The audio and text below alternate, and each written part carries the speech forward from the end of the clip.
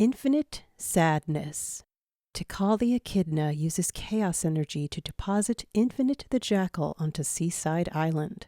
Sadly, mercy may not be an option for Infinite when Mephiles the Dark claims ownership over the defeated villain's soul.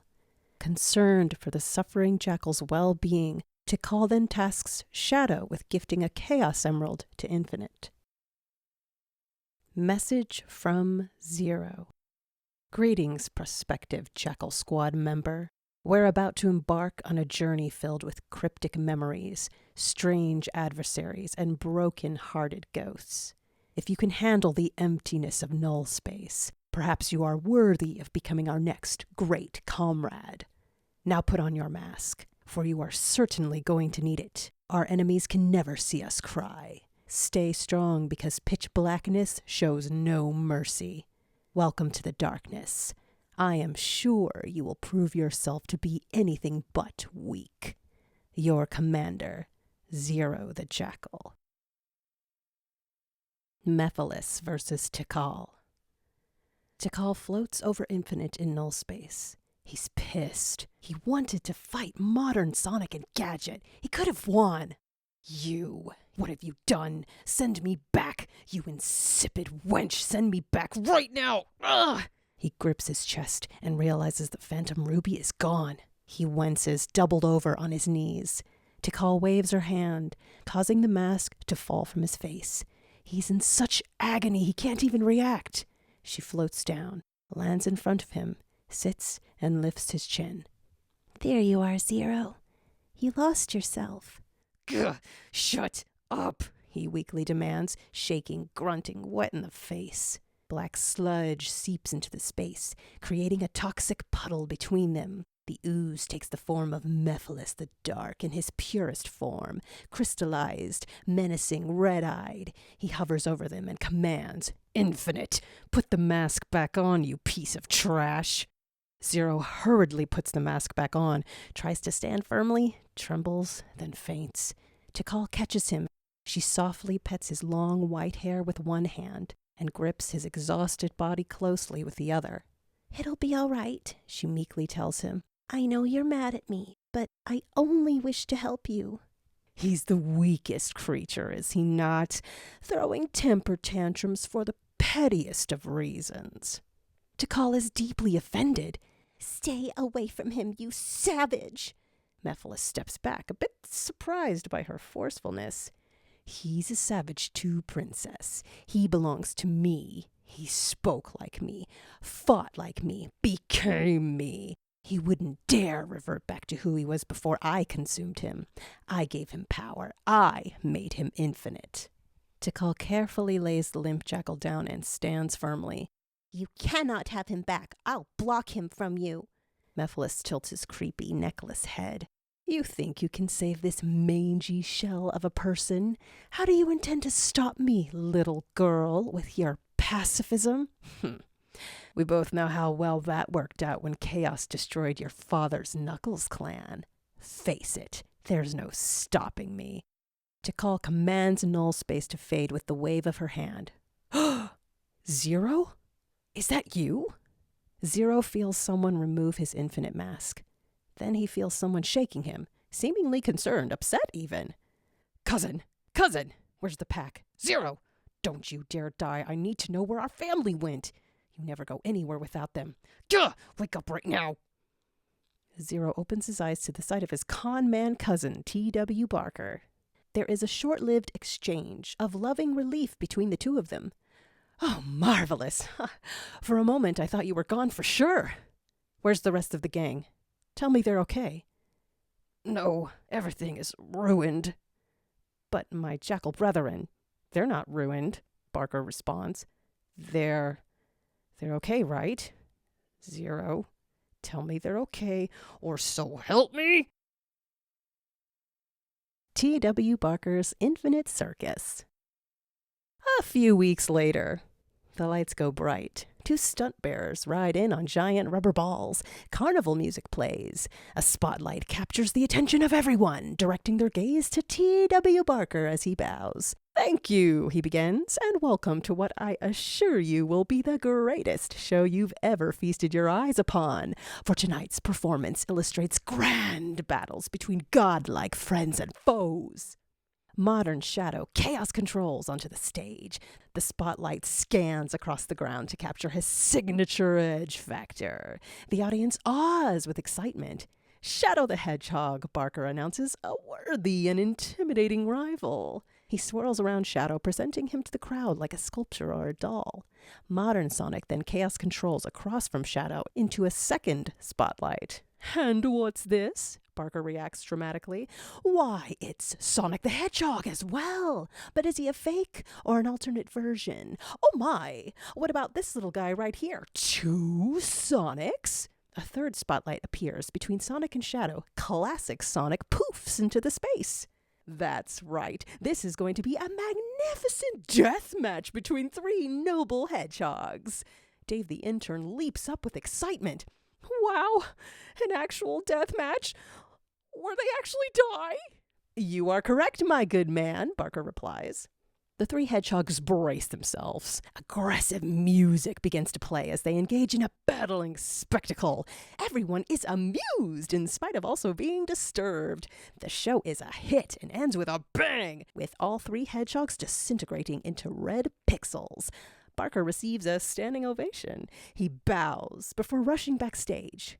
Behind the curtains, he relishes the thrill of a successful night with his shamefully masked cousin. Another glorious show, he tells Zero. This reminds me of those rambunctious family reunions, only better because money is involved. Don't you agree? Zero grips his chest suddenly. The tent glitches. The audience finds this odd. Ugh, my powers, he whimpers. I don't think I can. Don't black out again. Not until after the encore, Barker coldly snaps. Send that little Sonic back into the arena before the tent fades away. Classic Sonic appears again, distracting everyone with leaps and cute little noises. Barker hurries back onto the stage, removes his hat, bows frantically and tells everyone, "Welp, that's all, folks. Come on, stunt bears, away we go." The stunt bears end the show the way they started it, rolling around on whimsical balls and grunting until the lights go out. Everyone cheers one last time before dissipating to head back to the village. Seconds after they're all gone, the entire circus disappears, leaving behind only Barker, the stunt bears, and the jackal, who collapses. Barker stands over him, agitated. Zero, I hope this fit you're having can be rectified by a night of rest. If not... Zero, doomed to be a circus mutt, Zero cries with turmoil. The Phantom Ruby's power, it's left my bloodstream. Barker is confused. I thought that ruby was what gave you the power to create illusions. Do you need the actual ruby to do your magic? Yes. What you saw was what was left inside of me. But now... That's too bad, for this means the end of my stupendous show, Barker realizes. I'm displeased. Stunt bears, get over here. The stunt bears surround the frail jackal, punching their palms. And of course, you know I'm not a philanthropist. Take off the mask, Barker demands. No, my face is unsightly. Need I remind you that you signed a contract? You owe me 7 more shows. Give me the mask and we'll call it even. No, cousin, it's all I have, Zero, please. Barker ignores him and snaps his fingers. The stunt bears pin Zero down and rip the mask off his face. They toss it to Barker. Zero covers his face and clenches his teeth. You are pathetic indeed, Barker comments. Being a villain isn't for everyone. You must not have inherited the right genes. Zero snaps, insulted. How dare you? I'm the greatest villain of all time. Barker chuckles. Maybe in another universe.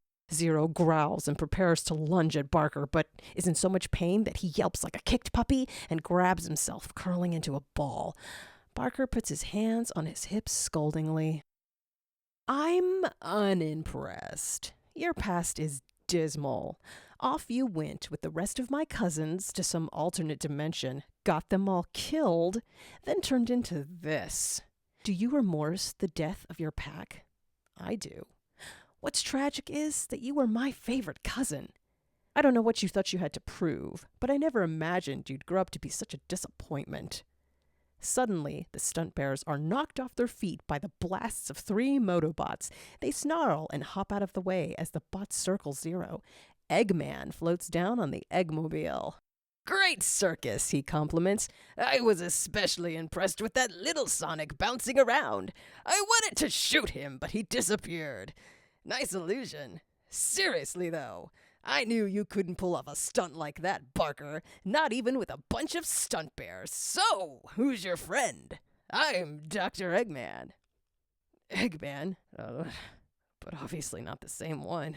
Clearly." I know. There are several versions of me floating around in several dimensions." "Do you mind? This is family business, Dr. Eggman." Zero holds his chest in pain and gasps. "Ugh. Drained of your powers, eh? I bet I could help you with that. Say, Barker, wanna barter the jackal? I'll trade you these 3 Motobots. What do you say?" Barker ponders. He and Zero may be cousins, but he's too bitter to care about Zero's well-being. Zero is pretty worthless, he says harshly. "I'll take that to mean it's a deal," Eggman exclaims with delight. A claw reaches down from the Eggmobile and snatches Zero. "So long, sucker!" Eggman yells and takes off with Zero dangling in the air. The Chosen One.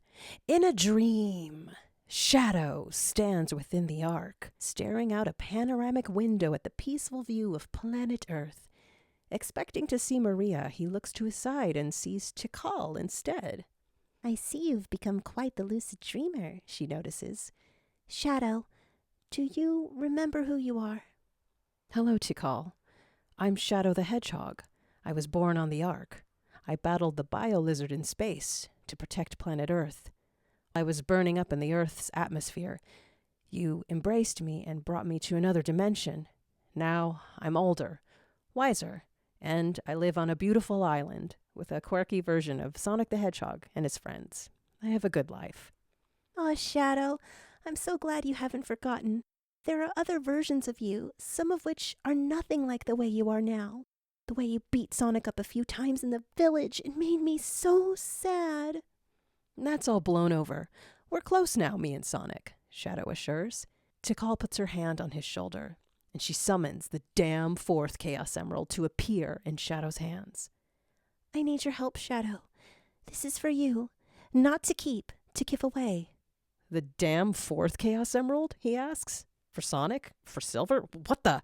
Tikal fades away. The emerald teleports him to another world. He watches himself through the eyes of modern Shadow, witnessing a montage of the mass destruction that Infinite caused in another dimension. Shadow has mixed feelings about what he sees. Something's not right. Everything's being played in reverse, with the final scene showing himself working for GUN and raiding a jungle base operated by Eggman. Before he can see the fate of Zero's Jackal Squad, the dream transitions, revealing events in his own world. He sees Eggman riding away in the sky with Zero hanging limply from the Eggmobile. Shadow's eyes widen. Infinite? A supervillain is here? Ugh! How do I wake myself up? I know. He grips the Chaos Emerald. Chaos control! Everything pauses. Mephiles stands inches away, glaring. "I agree with you, Shadow," he says, in spite of not having a mouth. "Infinite is a monster. Let me have that Chaos Emerald. For the good of the future." Shadow grips the emerald, causing it to disappear. "Mephiles!" "Mephiles the Dark, yes," Mephiles nods. "Shadow, the emerald is a gift you're meant to pass on to me. Give me the power to get rid of Infinite before he rages war on your world, too." Shadow's dreamt of Mephiles before. He's dreamt of many things, many versions of himself. He knows about his other lives, all 326 of them. He knows Mephiles is evil. "Trusting me is in your best interest," Mephiles seduces. "I doubt it," Shadow replies. "Tikal didn't give me this Chaos Emerald so I could pass it on to some demented version of my own Shadow. How else will you defeat pure darkness? Mephiles asks, implying that infinite is still the problem. Did you make that jackal your pawn? I'll make him into a soldier and we'll defeat you together. How idealistic. You remind me of that insufferable white-furred hedgehog from the future. You mean my son, Silver? Don't even think about it, Mephiles. And Rouge would tell you he's diamond-furred, you tasteless hillbilly. Shadow Chaos controls himself awake. He sits up in bed. In his hip, modern treehouse. Out of breath, he looks down at his hands, gripping the damn fourth Chaos Emerald. Shadow's gift. Huh? What? You two? What are you doing? Cleaning me? Indeed. Good to see you awake. You've been ill, Orbot replies. Yeah, so we gave you a warm bath. Our database said it would help you feel better, Cubot informs. Zero covers his face, humiliated. Don't be vexed, Orbot insists. Dr. Eggman was going to conduct a rather painful experiment on you, but then Shadow showed up, and... I don't know why she brought me back here, Zero interrupts. She? Orbot asks. That echidna girl. I took over an entire planet with another version of Eggman. Zero spills, then scopes out the space. I remember this base. We snuck in here once when we were teenagers. Me and my siblings. And threw a party. While Eggman was away. He laughs a little at such a goofy memory. Then he covers his face again with remorse. I miss my pack. I failed them. Wait, Cubot realizes. I remember that party. Eggman was on vacation and left us here. Hey, now I know where I seen you before. You were the one that did that Tarzan swing into the ocean and flew back up riding 2 B-bots. Zero corrects him. It was a pirate swing. That was a fun night. Me and Orbot never told Eggman about that, even though we had to clean everything up afterwards. As I recall, it was quite a merry time, Orbot concurs. Sure, you all broke in, but what an exuberant event. It seems I stored it in my long-term memory drive. It was, after all, several years ago. What a fond recollection. Your family was charmingly amusing, and so were you. Zero eases up, splashes water onto his face, and smiles, cherishing the thought of that night. What a different life I led before I left this world. This place has different versions of everyone I tried to annihilate. He stands and wrings his hair. Orbot hands him a towel. He steps out of the tub, dries himself off, spots his gloves and shoes next to the foot of the tub, and puts them on. You seem concerned about being held accountable for events that took place outside of this dimension, Orbot recognizes. What happens in another dimension stays in another dimension, Cubot theorizes. Orbot then boldly suggests, Eggman wishes to team up with you for evil, but Shadow wishes to make you heroic. Ugh! Shadow. Ugh, so this is hell. Zero cringes. Thanks for the bath, but I need some air. Take the back door, Orbot insists, opening a door in the wall leading into a dark corridor. Zero takes this path, walks for a few minutes down a cold metal-walled hallway, then exits the lair. To his displeasure, he finds Shadow standing near the edge of the fortress, staring at the oceanscape sunrise with his arms folded. Are you kidding me? What the hell are you doing here? Zero snarls. Protecting you from Dr. Eggman, comrade, Shadow tells him. Comrade? Never. I'm gonna strangle you. He becomes dizzy and kneels, trying to catch his breath. Save your energy, Infinite. You're going to need it. Zero gazes up at him. My name's not Infinite, it's Zero, and I have nothing thanks to you. You have my alliance, Shadow counters. I'm here to help you. He offers his hand. Is this a joke? Zero barks, knocking Shadow's hand out of the way. Piss off, Shadow the Hedgehog. Shadow persists. There's no time to waste. You and I can't afford to be enemies. Zero snickers madly. I'm gonna form a new squad and we're gonna beat the snot out of you. You got any warriors around here? I'm gonna convert them to the dark side. Shadow half smiles. We have a few misfits, frogletites, weasel bandits. the Lightning Bolt Society. Anyone will do. We jackals are clever. I can work with that. Good. Form a new squad.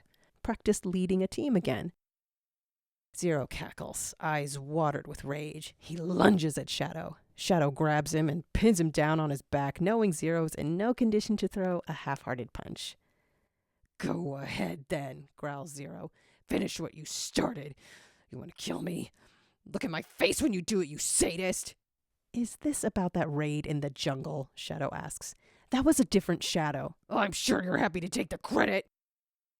Shadow doesn't mean to smirk but can't help it. You're walking free after all the evil you inflicted. Be grateful for that. Don't fuel up on vengeance. It won't fix anything. Believe me, I know. I was once a villain too. Stop resisting. I know what happened that day. Being called pathetic and weak is a shallow reason to hold on to this kind of anger. Zero realizes he can't break free. He pants with defeated exhaustion. That's better. Calm down, Shadow commands as he stands. Zero scrambles to his feet. Shadow walks forward, bumping Zero's shoulder, causing him to stumble a little. Get your act together, Zero. We'll meet again soon. He chaos controls away. Zero lets out a tormented cry, then yells, I'm gonna break your body the way you broke my siblings! Warp? What the? He disappears and reappears a few feet away, about 5 feet off the ground. He lands with a thud, confused. Ugh, what is this power inside of me? He feels a gem forming where the phantom ruby once rested in his chest. He faces the stainless steel back door that led him to Shadow. His reflection reveals that the ruby's been replaced by the damn fourth Chaos Emerald. Meanwhile, in the sky, Shadow hovers in the clouds, reflecting. That interaction didn't go well. He had expected Infinite to be dark and menacing, not broken and vulnerable. Strange. He seemed extremely upset, Shadow says to himself. Tikal appears and floats beside him. Tikal, why did he reject me? Is he a sore loser? Or maybe a narcissist? Another Shadow hurt him very badly. It is not your fault, but he hasn't... Tikal, he started a war over a conversation he had with another me. You showed me in my dream. Look me in the eye and tell me that's not pathetic and weak. Tikal clasps her hands. Please, your words are so harsh. You must be gentle. He is from our world. He is one of us. Mephiles enticed him to leave this dimension years ago with his pack. I brought him back. You must understand, he is lost and confused. Shadow shakes his head. I'm not going to baby him after what he... Please, Shadow, be patient with him. She disappears. Shadow scoffs, irritated that his Edgemaster tactics were a flop. Jackal Squad auditions. The next day, at Eggman's lair, Tails reads a flyer to his buddy Sonic. Round 1 of Jackal Squad tryouts today. Come audition to be a part of my newest band of evil villains. Those deemed worthy will have a chance to join me in my next face-off against Sonic and his dingus friends. Free crumpets to all who attend. Love, Dr. Eggman. You don't think anyone's actually going to try out for this, smirks the blue hedgehog. And what's with the title? Jackal Squad? What's that all about, huh? Maybe Eggman's building a new line of robots, suggests the two-tailed fox. Sure seems random, though. You know this is probably a trap, right? Duh, that's beyond obvious, Sonic laughs. They enter and hide, catching a glimpse of an ending audition. Next! Eggman calls out, annoyed as Dave the intern stumbles, trying to do a roundhouse kick. Come on, give me a chance. I kidnapped you one time. You know I'm bad. No, get out, Eggman commands. Zero stands and motions Eggman to shut up. Be quiet for once, Dr. Eggman. What else can you do, young bandit? Psst, Sonic, who is that? Tails whispers. No idea, Sonic whispers back. Is that the damn fourth Chaos Emerald in his chest? I can do lots of things, Dave the intern tells Zero. One time, I set off a doomsday device that almost destroyed the universe. Then there was the time that I ransacked this lair and jacked Dr. Eggman's octopus butt. You failed at both of those things, Eggman points out. You seem determined. What was it? Dave the intern? Whose intern? Mine! Until he turned out to be completely useless. Hey, I'm not useless. I can be evil. I can be rotten. You'll see. I'll prove it to you. All right, that's enough. Zero motions with his palm. Please give me a chance, Mr. Jackal. Dave begs with his hands clasped. I promise I won't let you down. Eggman shrugs Dave off like a bothersome fly. Oh, please, as I was saying. Next! Phase 2 it is, Zero announces. Really? I get to move on to the next round? Dave joyfully cries. You can't be serious, Eggman shouts, hopping to his feet with exasperation. Dave runs up to Zero and shakes his hand enthusiastically. Oh, thank you. This is gonna be my big break, I just know it. Yeah, settle down. We'll talk at the next meeting. Yes, sir! Dave salutes, then runs out of the lair with glee. Lame, Sonic says to Tails. We both know Dave isn't the scariest guy on the block. That jackal looks tough, though, Tails notes. Wonder why he's taking a chance on someone so incapable. Eggman and Zero sit. I hope you know what you're doing. The last thing I want is to look like an idiot in front of Sonic. Too late for that, Sonic giggles. He and Tails cover their mouths, trying not to snicker too loudly. Next! A grappling hook springs into the ceiling. Where it came from, no one saw. He lands gracefully with a humble smile on his face. Nothing about him seems evil. Not at all. Yet he appears thrilled to be there. Nice moves, kid. So your name is? Gadget. Gadget the Red Wolf. A wolf, eh? What makes you think you got what it takes to be a villain? The peppy young wolf gleams at Zero, becoming tongue-tied. Well, I mean, yeah, I just... Sorry, I'm sort of from the same town as the Jackal tribe, and when I saw there were auditions, I wanted to... Say, where's the rest of the team? Zero stands, angered. He knows Gadget from another dimension. When he was infinite, Gadget was his sworn enemy. What are you doing here, rookie? Trying to impress you, I guess. Impress me? Not possible. Go back home to your freedom fighters. You don't belong here. Aw, I think they should give him a chance, Tails remarks. No way, Sonic replies. Let's snag him for Team Sonic. Did you see the way he swung in with that grappling hook? Gadget pouts. So that scrawny dude from Mebburger gets to move on to round 2, but I don't even get an audition? That's not fair, and you know it. Zero folds his arms. Do you know who I am, rookie?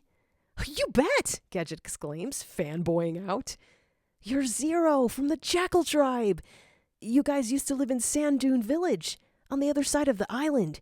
You were gypsies and went on adventures in the jungle and the mountains. Sometimes you threw wild parties in the canyon. I used to watch you make bonfires. One time, when I was little, I snuck into your camp and snagged a dagger from your brother's satchel. I brought it with me today, see? He pulls a tiny dagger from his waist pack and brings it to Zero. Zero reads the word fetch engraved on the handle. One of his squad members, Fetch, now dead with the rest of the jackals.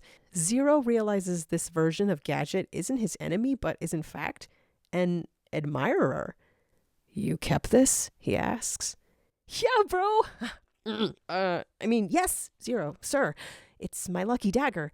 Sorry I stole it, but I wanted to. Zero hands him back the dagger. Keep this, rookie. You're in. Eggman is perplexed. Wait, like he's in, or he gets to move on to round 2? He's in. I already know what he's capable of. I'm in? Me? A member of your Jackal squad? Oh man, that's beyond awesome. I can't wait to meet the rest of them. They're gone. Gone? It's only me and you. And me! Next! Sobered, Gadget lowers his head. The Jackal tribe no more? How sad. But what an honor to join forces with Zero. Gadget nods, understanding the situation. With compassionately glistening eyes, he gives Zero a comforting smile, then waves goodbye. See you soon then, boss, he says, his voice kind and reassuring. Sonic gives Tails a nudge. Not good. Gadget's obviously the hero type. Come on, Tails. Sonic and Tails sneak out and catch up to the new cadet outside. Hey, Gadget, Sonic calls out. Huh? Sonic the Hedgehog? What are you doing here? Hey, buddy, you don't actually want to work for Eggman, do ya? Sonic asks. Of course I don't want to work for Eggman. Are you crazy? That guy's a joke. Phew, Sonic and Tails sigh with relief. I want to work for Zero. The jackal? But why? Tails asks. He doesn't seem like the friendliest guy around. Well, Die's not friendly. Jackals aren't known for being cordial. But Zero is amazing. Wow, I can't believe I actually got that close to him. Sonic puts his arm around Gadget.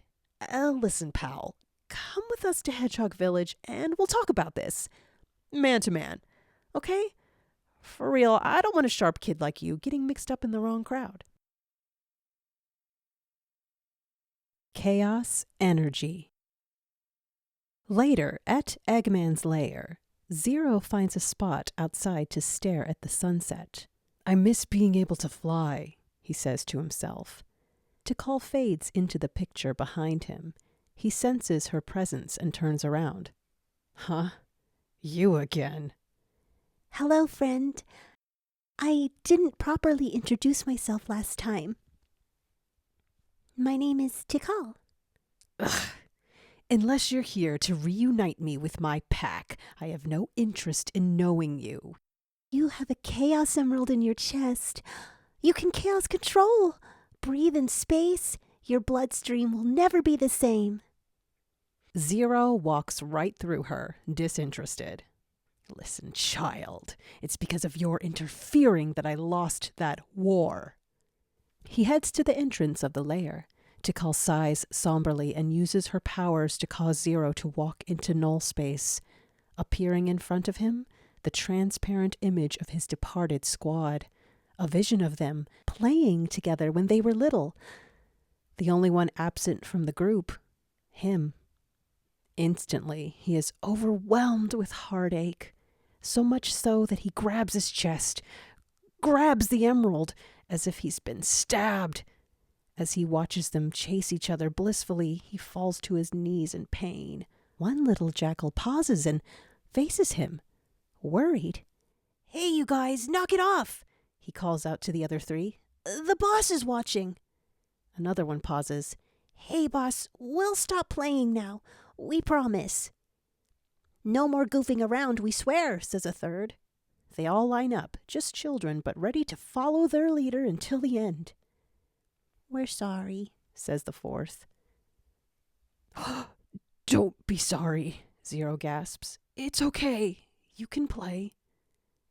You took care of them the best way you knew how, Tikal replies softly. They were orphans, and so were you. Not just a squad, your family. The little jackals disappear with the setting sun. Wait! Take me with you, Zero begs, but it does nothing to stop them from fading away. He covers his face, grief-stricken. I'm going mad. Tikal gets on her knees and hugs him as the night begins to fall. No, friend, you already went mad. It's all right. I'm here. You're not alone anymore. When was the last time Zero was hugged? Seems like never.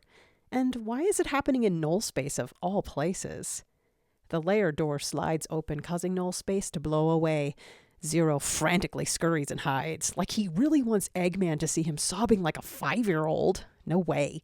He takes cover behind a boulder. Tikal appears beside him. The eaves drop together. Ugh, that jackal's getting on my nerves. Those auditions were subpar at best. I expected he'd form an army of true evildoers. On what planet is Dave the intern a threat, huh? If you are so disappointed in him, why are you housing him here in your lair, sir? Asks Orbot. He needs his own pad, Cubot suggests. Why? Because I've got shadow breathing down my neck, that's why. The whole, my son died in my arms because of you, Dr. Eggman, didn't exactly score me points with the hedgehog. Turning on his jackal buddy could send Shadow over the moon. Duh! He's out to get me, I just know it. Orbot, Cubot, take one of my egg pods and go make sure Shadow's not plotting to murder me. Sir, perhaps you're being a bit paranoid, Orbot suggests. Another version of Silver came and took the dead one's place. If Shadow really wanted to destroy you, surely he would have already— I bet he wants to shoot me. Make sure he's not polishing his gun collection. Eggman cries, then scampers inside. The two robots shrug and swerve around the corner. Let's go, Tikal whispers, following them. Zero nods and runs ahead of her. He sneaks closely and catches the sight of the bots leaving with one of two parked egg pods. You can escape this place using one of these small ships, Tikal provokes. Caught short by her mischievousness, Zero giggles playfully. The Priss wants to jack a pod. Tikal nods. His eyes light up. With pleasure. He sprints inside another pod. Tikal joins him. Normally there wouldn't be enough space for two their size, but being that she can manifest transparently, there's more than enough room. He inefficiently presses a bunch of buttons, trying to ignite the engine. How do you start this damn thing? He grunts. Relax, my friend. Put your hands on the wheel and trust me with all of your heart. He complies. She sticks her hand through his back and activates the Chaos Emerald. The ship powers on. He feels himself able to wheel the pod. The same way he wielded illusions with the Phantom Ruby. As if the wheel is merely a joystick, his chaos abilities command the ship to take off, allowing him to pilot with ease.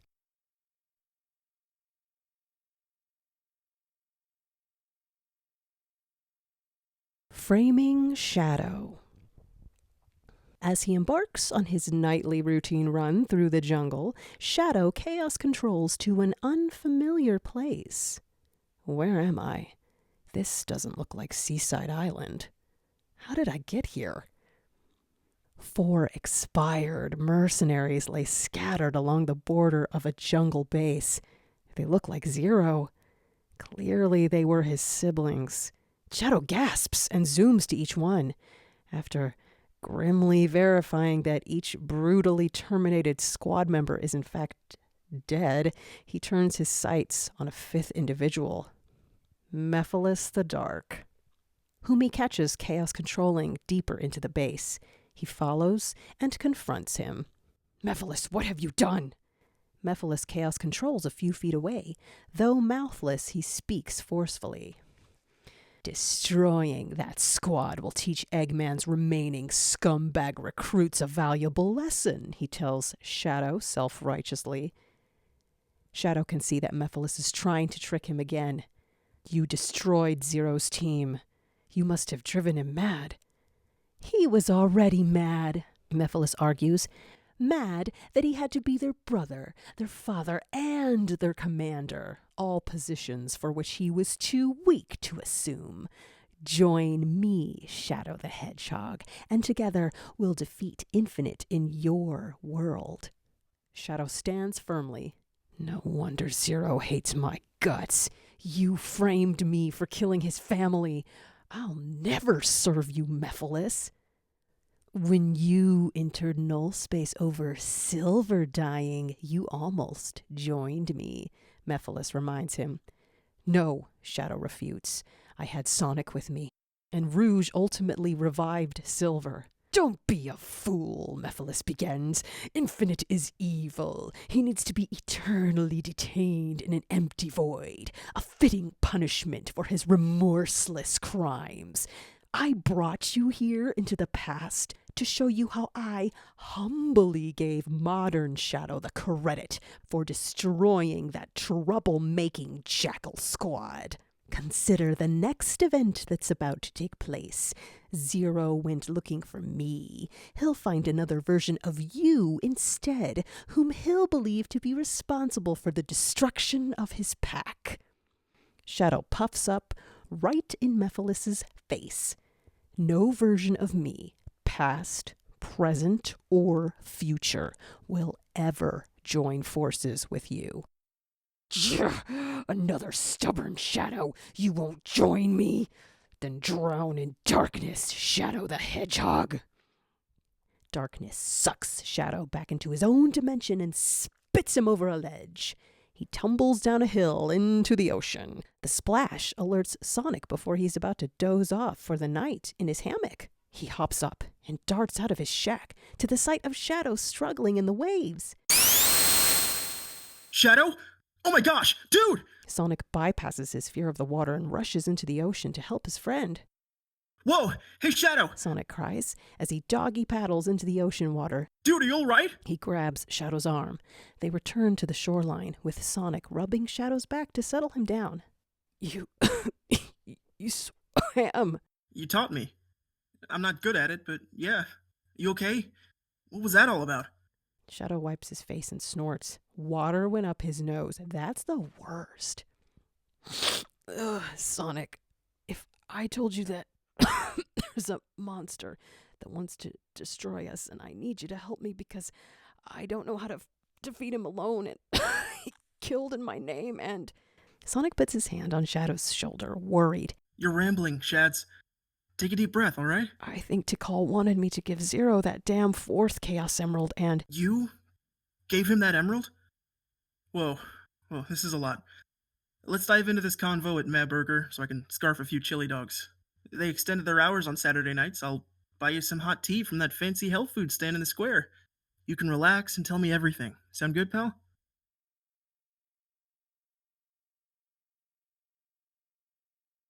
Ghost Friend.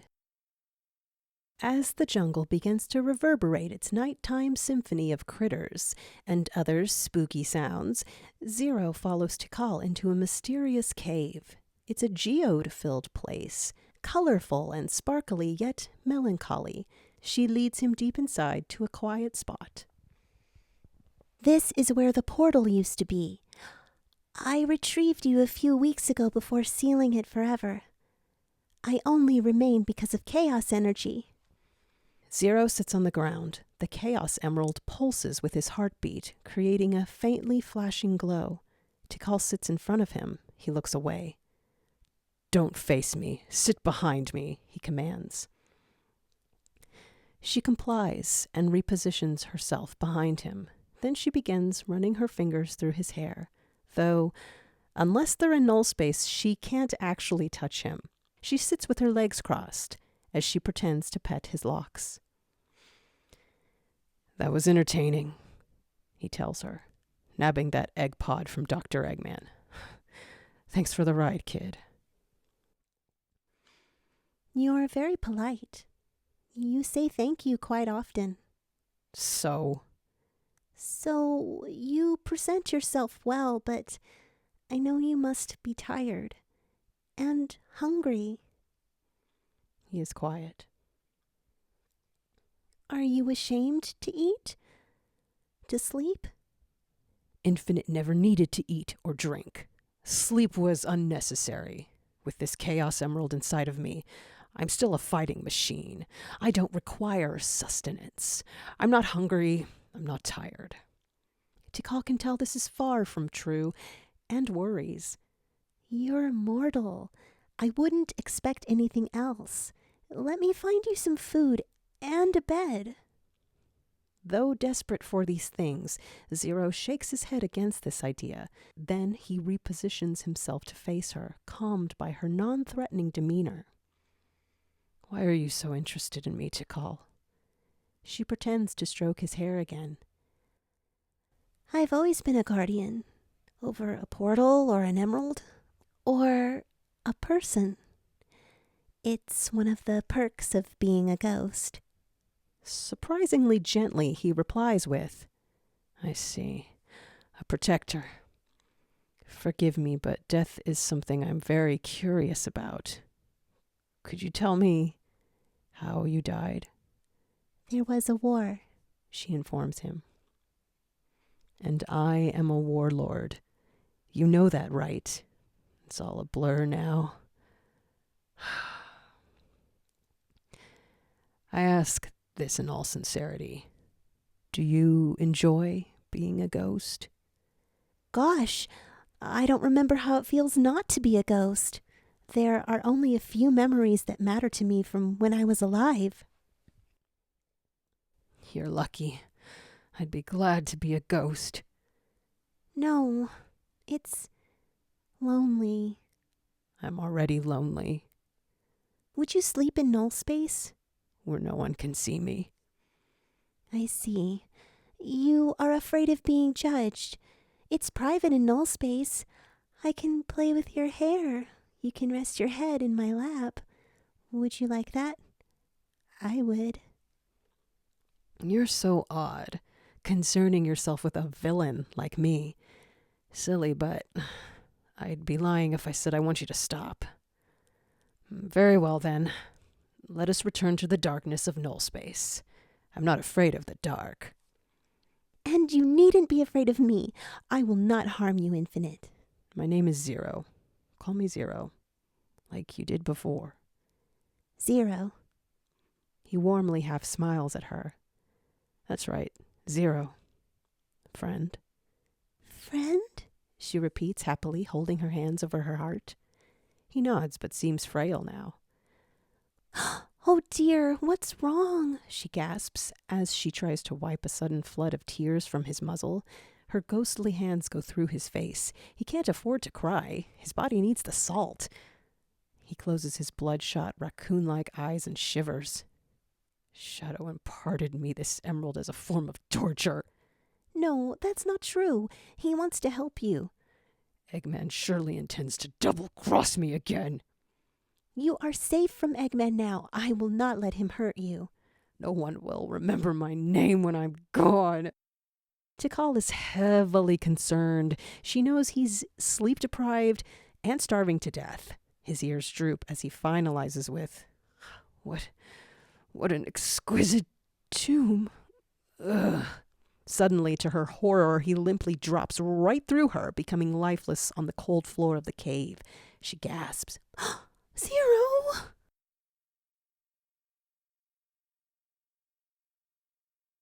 Tea with Amy Rose. In the darkness, a little light flows near a lifeless jackal pup. It speaks in Tikal's voice. Hi, little one. You may not remember me, but I am here to save you. The light touches the baby, causing Zero to hear a joyous paternal voice. He's alive! The firstborn came back to life! Oh, look at you! A motherly voice gasps. Born in the darkness and risen all in one day. You'll be the leader of your pack, I'm sure of it. A fatherly voice concurs. What a scare! We thought you were a stillborn, little friend of ghosts. The mother laughs with relief. Look at the little stripe on his left eyelid. That little star gave him the cutest marking. Oh, he's a special one indeed. What should we name this precious alpha boy? Something untouchable and fearless, the father shouts happily. These proud parents can't be seen, but what love they exude into the atmosphere. You left your body, little one. Let us call you Zero. Zero? But that means nothing, the father points out. No, it doesn't. It means he's blameless. Zero debt, zero blame.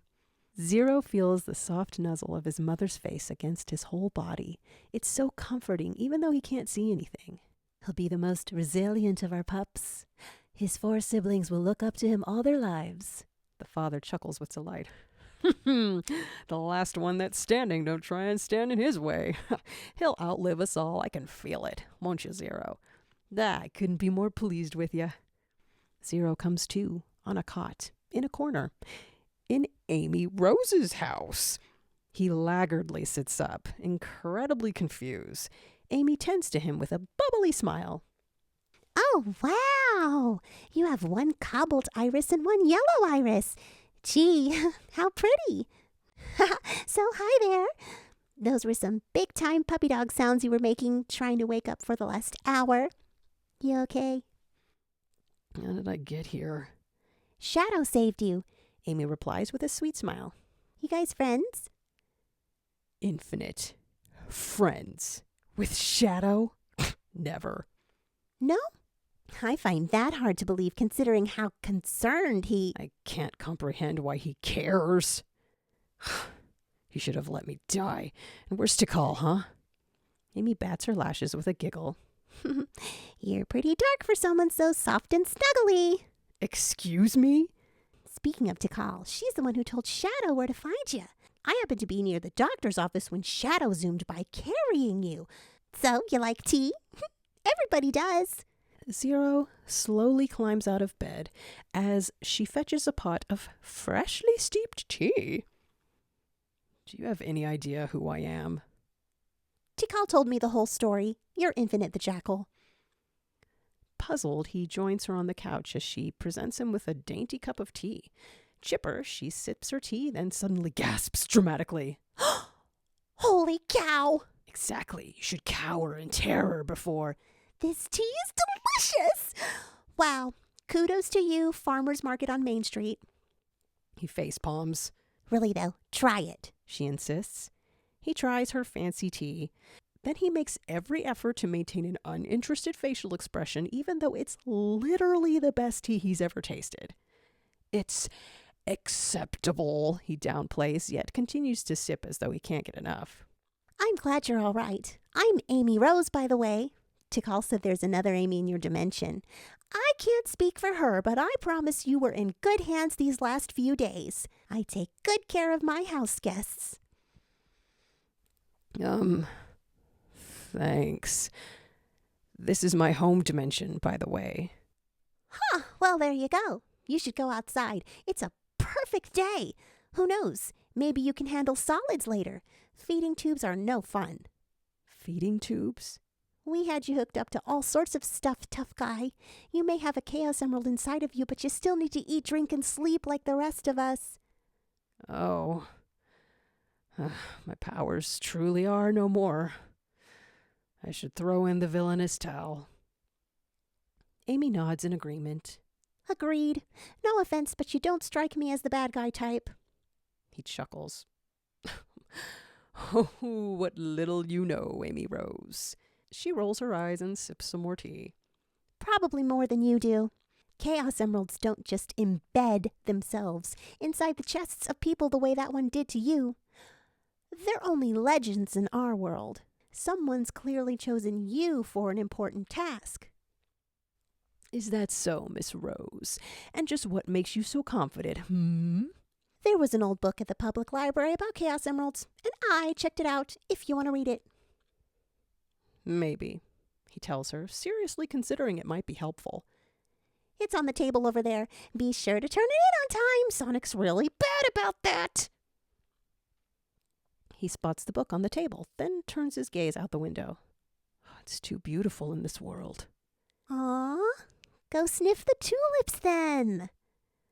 First, a shower, and something to make my teeth shine. My siblings would have told you I'm quite the bathroom hog.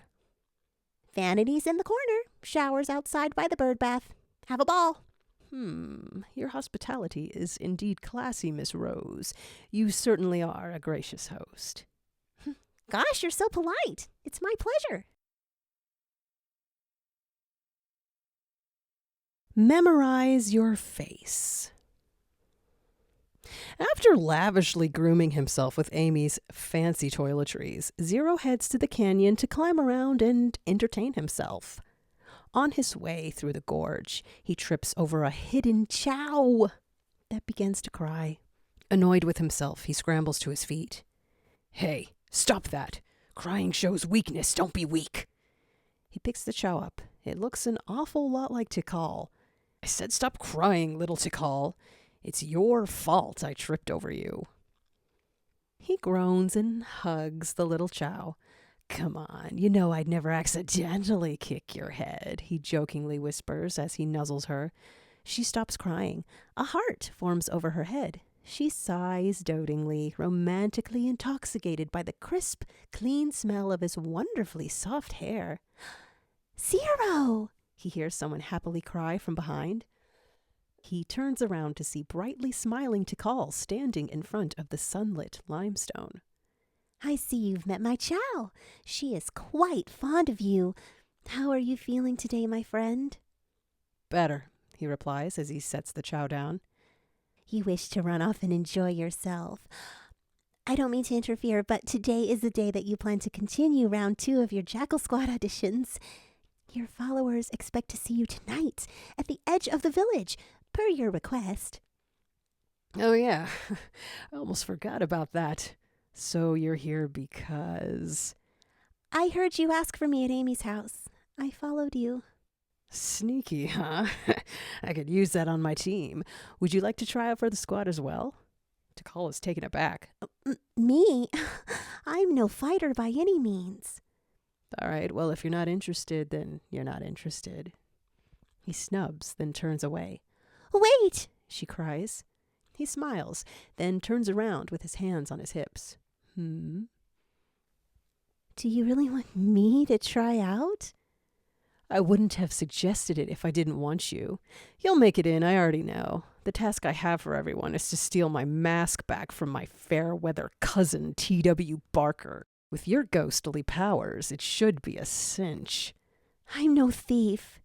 You're not? You stole me, didn't you? Tikal worries. Does he not understand that she rescued him? I brought you back home. I would never steal or kidnap someone. Never. Relax. I'm only teasing. Tikal beckons her Chow. Oh, right. I knew that. Come here, little Chow. Are you really dead, Tikal? He seriously asks. I am a ghost, yes. Are you? You know the people I long to see the most are dead. You know, I was once a prominent mercenary. I do know these things, yes, she replies, thoughtlessly petting her Chow to the point where little Tikal seems annoyed. Zero struts past them, past the limestone, and stands proudly before the backdrop of the canyon. Then he chaos controls his missing mercenary sword. Skillfully he twirls it and tells her, "Ah, my sword. Huh. I'm starting to like this Chaos Emerald. Summoning my weapon will be convenient when my jackal squad and I find the creature that made you this way." You shouldn't joke about such difficult topics. Do you wish to audition or not? Yes, I just think you'll find me out of place, that's all. The ultimate mercenary can remedy that.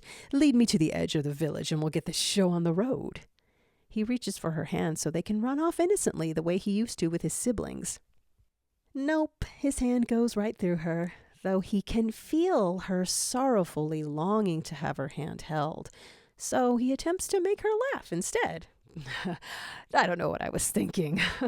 You're strong. You don't need me to hold your hand. He takes off. The Chow Chaos controls away. Tikal follows Zero. She catches up to him and floats by his side. He can feel her gazing at him. Don't stare, he commands. Not until I get my mask back. Tikal uses her powers to cause him to walk into null space. He halts a few feet ahead of her and then turns around. What? What are you doing? Instantly, she insists. You must let me stare. For if you intend to wear the mask again, then I am sure I need now to memorize your face once more. Fine, make it quick. She nods. He folds his arms and waits, impatiently turning his head, making sure not to look her directly in the eye. He can feel her deep gaze all over his face. It makes him very self-conscious, especially over the stripe over his eyelid. Yeah, I got this one stripe on my face. Most people think it's a scar. Apparently it happened right after I was born. I got struck by a star or something. He glances at her. She is holding her cheeks. Her cobbled irises seem to be trembling. Don't waste your time judging me over a Tikal. My mother said the star brought me back to life, and that's why I have a stripe. You can laugh all you want at my mother's fairy tales, but I was a stillborn, so it makes me happy to pretend it was magic. He stares at his shoes. My brother designed this infinity logo. We all had it at the bottom of our shoes. We always said one day we'd steal a spacecraft and paint this logo across the exterior of the ship. Then we were going to fly into the cosmos and live in the stars together. Never got around to it, I suppose. Tikal, have you finished memorizing me yet? She lowers her head and lies with a hopeless nod. She seems to be hurting. He strides to her, seeming intimidating, infinite-like. Then, unexpectedly, because they're in null space again, he's able to pull her in and give her a comforting squeeze. She shuts her eyes and cuddles him lovingly, with her heart near to the Chaos Emerald. Null space washes over and takes the form of Angel Island. Zero is awed by her powers. Oh, I knew it was so. Zero is confused by how familiar Angel Island is to him, and why does he feel like a teenager again? This is very weird, he remarks, especially baffled by the overwhelming flood of emotions he seems to have over this place he's pretty sure he's never been to once in his life. Jackal, is this an illusion? No, it's not an illusion. It's a memory. Not one of mine. No, one of mine. Well, I don't know who you're projecting onto my crappy face, Jackal, but I must say I'm impressed by your powers. She steps back and pets his lightly wind-blown hair. Do not speak harshly about your beautiful face. Zero blushes, then turns away and explodes laughing. Jackal isn't sure why. Is he making fun of her? She blushes too and stares at her leg-laced sandals, humiliated.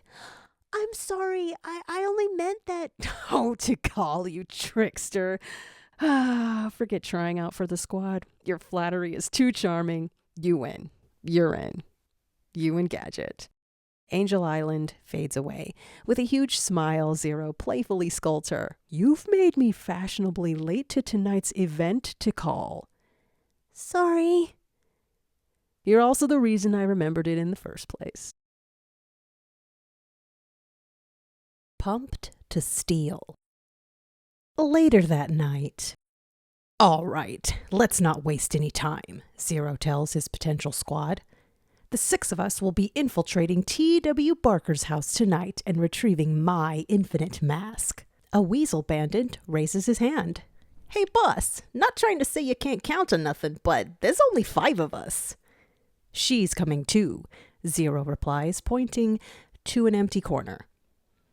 It's just as I suspected. He's insane, Dave the intern whisper yells fearfully to Gadget. Tikal appears, transparent but visible. They all yelp at the sight of her. Ah, a ghost, cries Willie the walrus. Pipe down. Tikal is a friendly ghost. Like Casper or something? Trembles the weasel bandit. Zero rolls his eyes. Yes, like Casper. What is your name, prospective squad member? Weasel Bandit number 2, remember?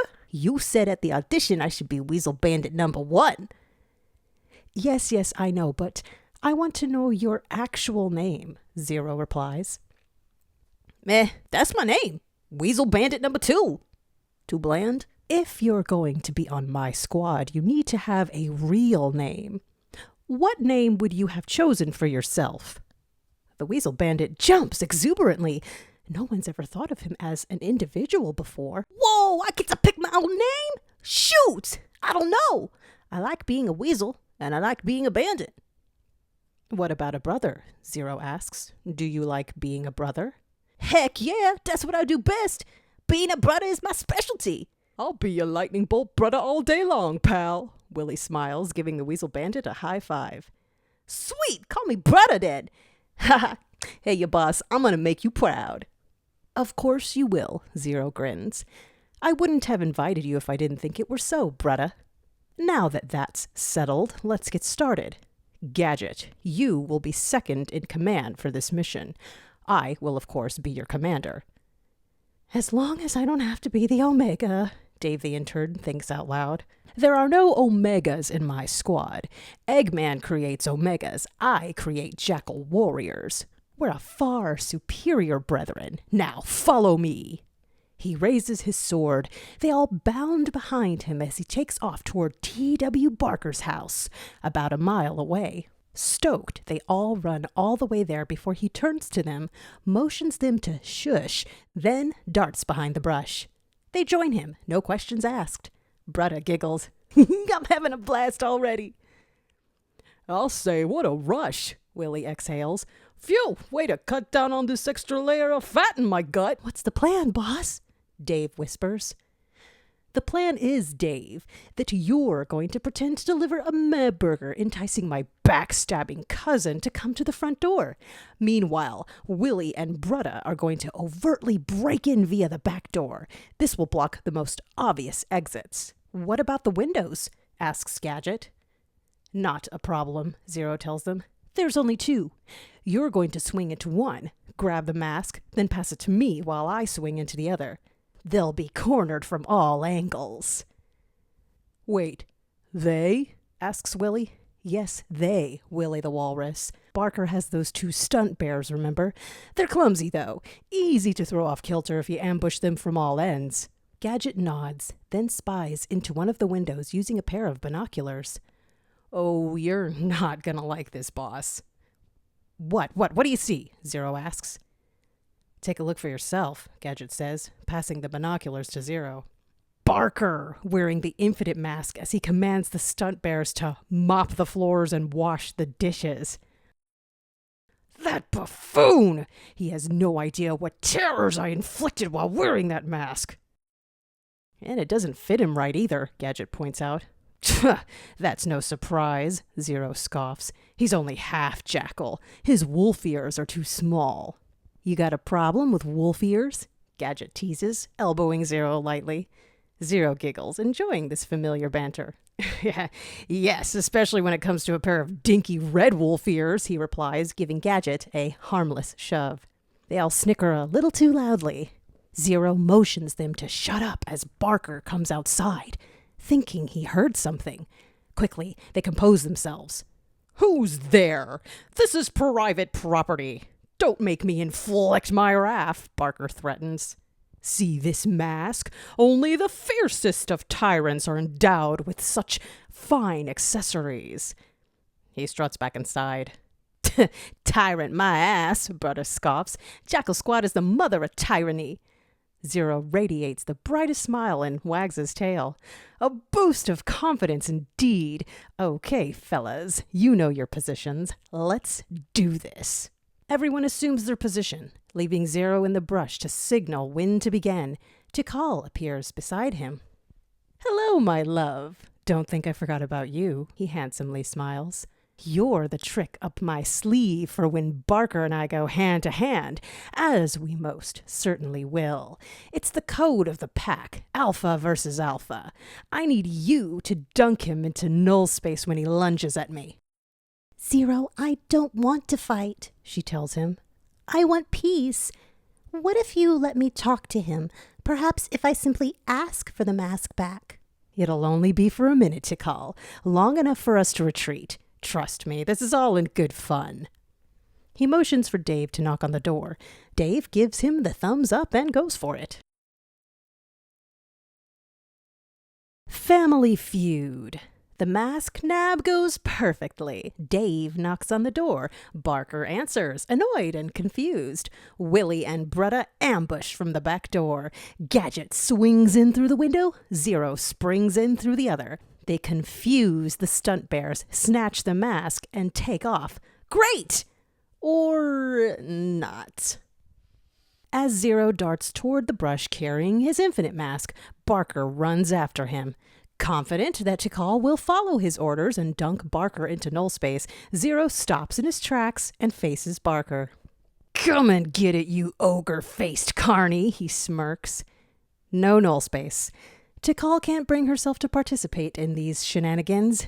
Zero's eyes widen when he realizes Barker's tackle is inevitable. He's given himself no time to react, and in a matter of seconds, the two canines are wrestling vibrantly near a tomato vine. That mask belongs to me! You owe me, Zero! Barker yells. It doesn't fit your ugly head, Zero replies. I could have it altered, Barker argues. By who? It was custom made, Zero shouts, grabbing Barker's top hat. And you already have this derpy hat! He throws the hat, then curls into a ball and wraps his whole body around the mask. Barker tries to pry the mask from his arms. You're such a brat! Give me back my infinite mask, Zero! Over my dead body! Barker pulls Zero's tail out from under his legs. Zero yelps. Hey, tails are off limits and you know it! Surprisingly, Barker yelps too and even apologizes. Oh, right, sorry. It's okay, Zero assures. Barker gets on top of Zero and starts pounding him with his fists, ineffectively. The newly formed squad isn't sure how to respond. This fight doesn't seem very serious. Should we help the boss? Asks Dave. They remind me of me and my weasel brothers, comments Bretta. Barker, you ingrate! I gave you your circus illusions, now get off of me! You breached your contract, Barker growls. The mask is my back pay, cousin. Zero starts laughing. You punch like a 10-year-old. Well, you smell like a 10-year-old, Barker counters. Oh, whatever, Barker. I smell like a prince. I used Amy Rose's high-end shampoo, you peasant. Gadget gets between them and pushes them apart, allowing Zero to quickly crawl to the tomato vine, grab a big tomato, and chunk it at his cousin. It explodes all over Barker's clothes. Scoundrel, Barker snarls. I just had this dry cleaned and I was going to use that tomato to make caprese. Oh, damn, Zero replies. Sorry, it might still be usable. My outfit or the tomato? Both? It got in my eye. I'm going blind. It hit your chest. Okay, that's enough, Gadget interjects. You punks stole my mask, Barker scoffs. That's right we did, Willie chants. Serves you right for not accepting our invitation to join the Lightning Bolt Society. I already told you, I'm not paying $80 for a membership. That's a complete rip-off. $40 would be far more reasonable. They all suddenly realize that Tikal is giggling uncontrollably and pause to watch her approach them. Barker jumps to his feet at the sight of a ghost, but is quickly calmed by her gentle temperament. She points to another plump tomato vine, saying, That tomato looks hearty. Please, let me use a bit of chaos energy to encourage a few more to spring up. A lush harvest as a peace offering. Then perhaps you'll let us keep the mask. She puts her palm on the Chaos Emerald in Zero's chest, then extends her other palm out to the vine. The energy exchange causes the vine to blossom many shiny red tomatoes. Barker struts to the vine impressed. Well, I'll be a monkey's uncle, he exclaims. Those are some fantastic powers you possess, my dear. Ever thought about joining the circus? Zero territorially blocks Tikal from Barker. Don't even think about it. Tikal is already a member of my new jackal squad. Barker rolls his eyes, then smiles endearingly. A new squad to replace his departed cousins? A soft spot indeed. Fight's over. Oh, so that's what this is about. You're introducing me to your new pack. I see. Fine then, I don't need the mask anymore. Besides, it would do you well to have something to complement those jumbo ears of yours, cousin. Zero holds up the mask victoriously. His squad cheers, except for Tikal, who becomes dismayed as Zero begins to use his infinite mask to hide his face from the world yet again. Oh, and Zero. Zero reacts, lowering the mask. Sorry about that mess with Eggman. That was wrong of me. I'm glad he didn't, well, I'm glad he didn't hurt you. Zero nods, forgivingly. I would have deserved it if he had decided to destroy me. Alas, I seem to have a few protective admirers. But Barker, my only living relative, you should know, of course, that you're a member of my squad as well. Barker folds his arms, yet grins, touched. Sentimental, are we? I've always liked that about you, Zero.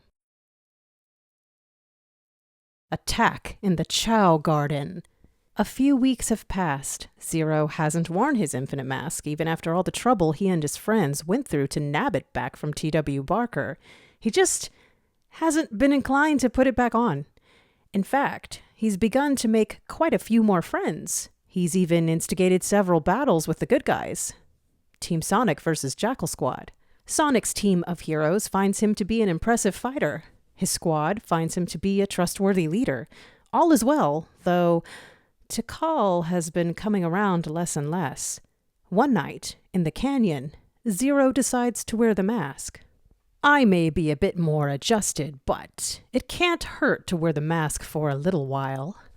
Maybe it'd make me more intimidating to Team Sonic, he tells himself. The mask teleports him into the dark Chow Garden. He sees Tikal on her knees, distressed. injured.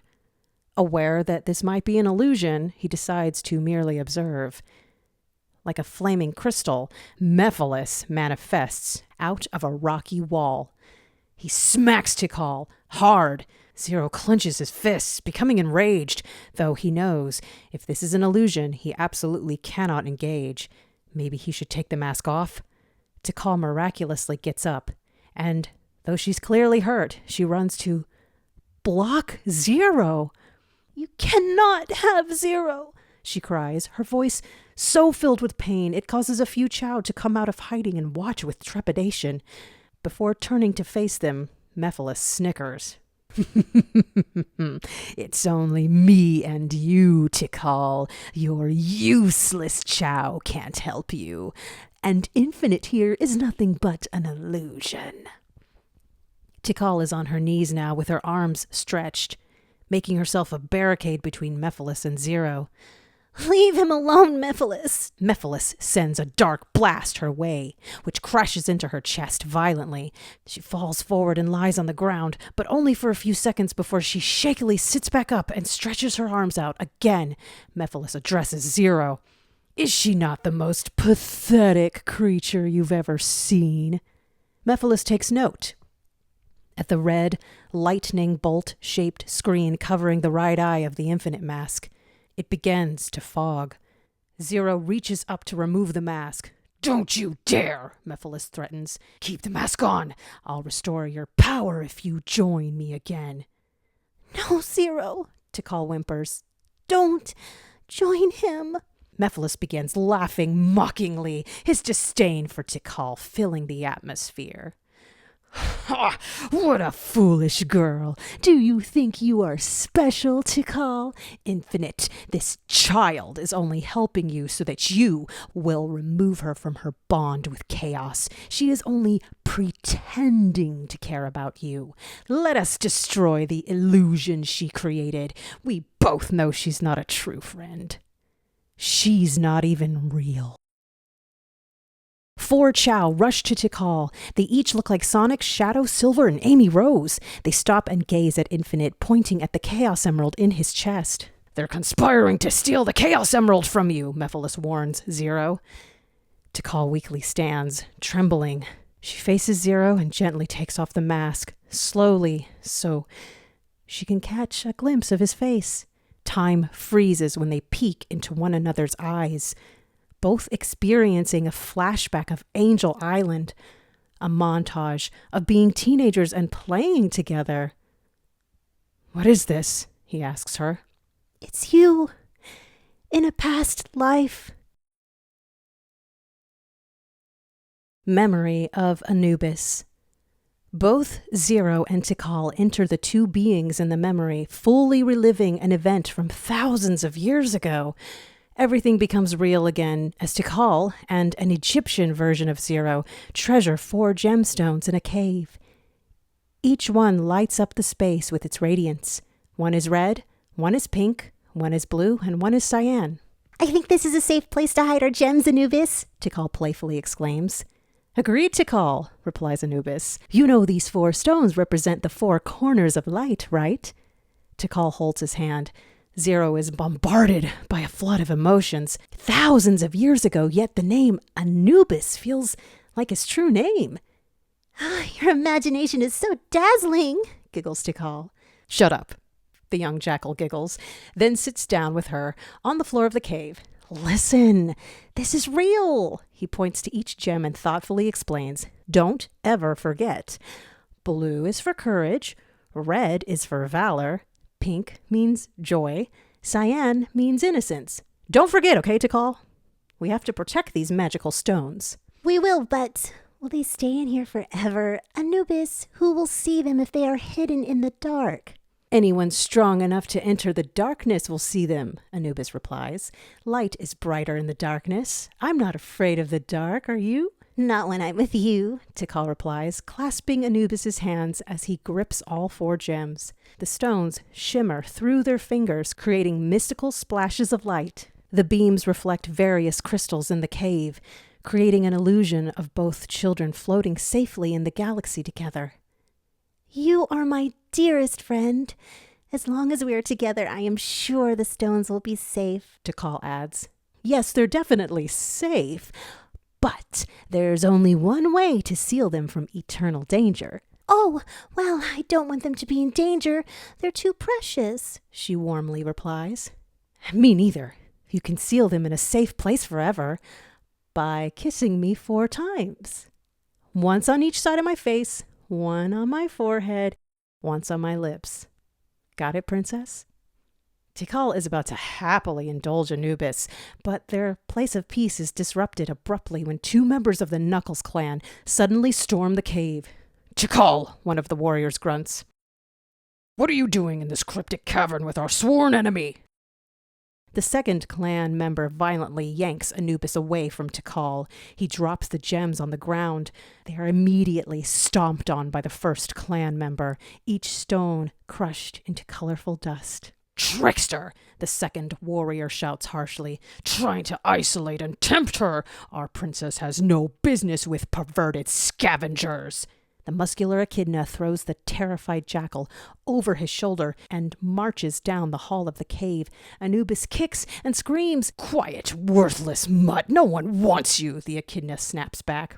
Stop! Don't hurt Anubis, please. Leave him alone. He's my friend. Silence, Tikal! The first clan member barks as he easily restrains her. You'll make friends with more valuable children.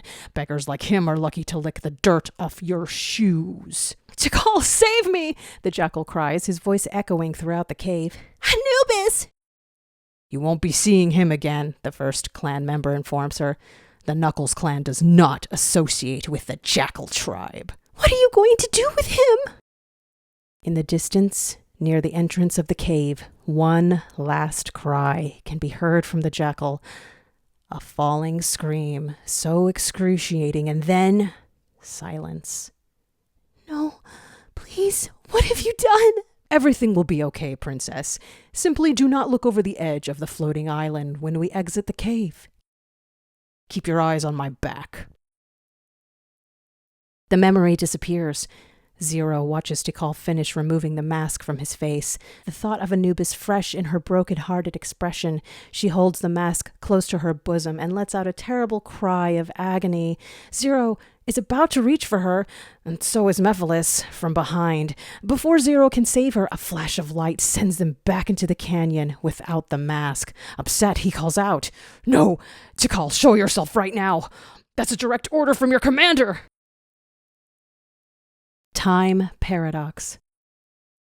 In under an hour's time, Jackal Squad's been assimilated. Per Zero's orders, they've separated to fervently search for their missing pack member. Though it may not have been wise for Zero to take the jungle. As he swiftly cuts through the brush, calling out her name, he experiences a terrible flashback in the modern world at Eggman's facility in the mystic jungle.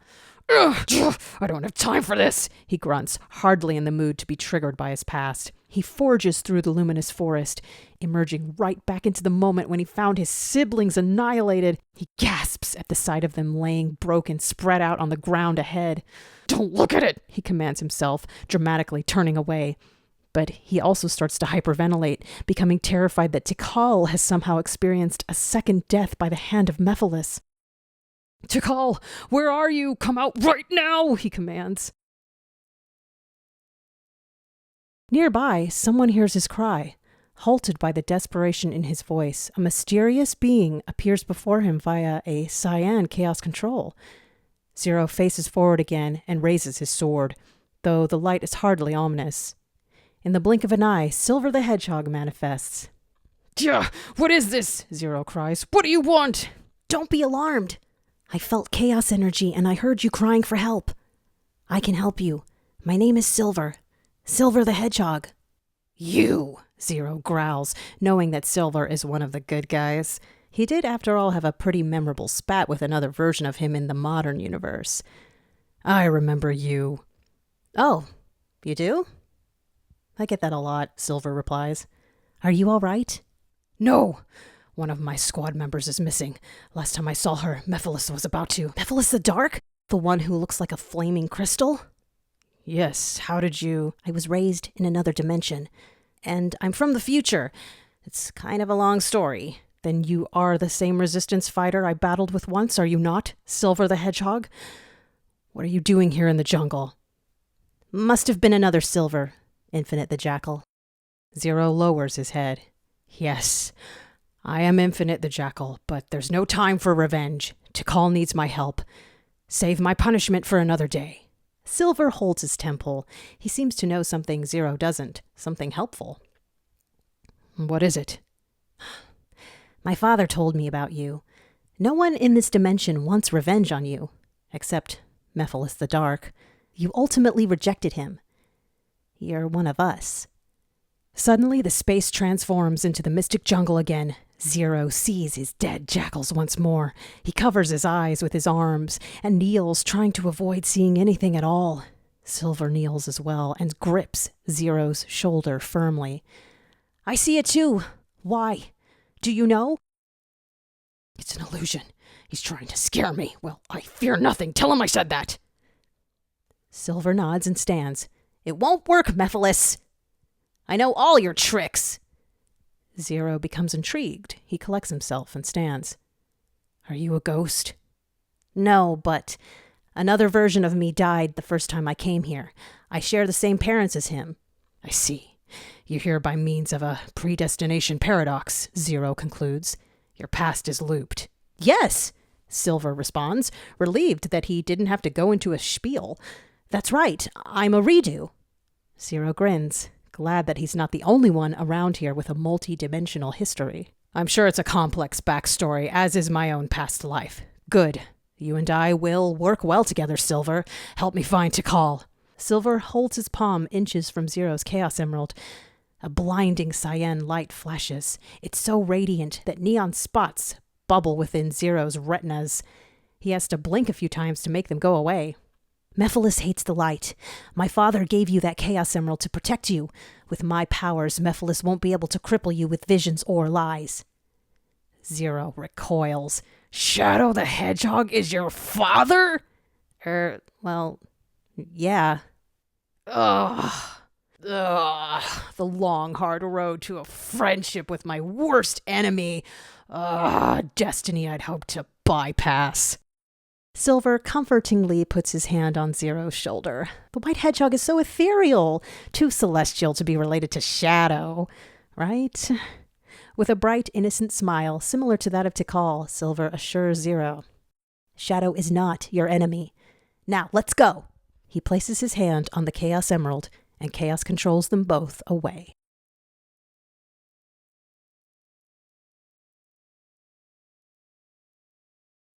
Drowning in darkness. My name is Shadow the Hedgehog.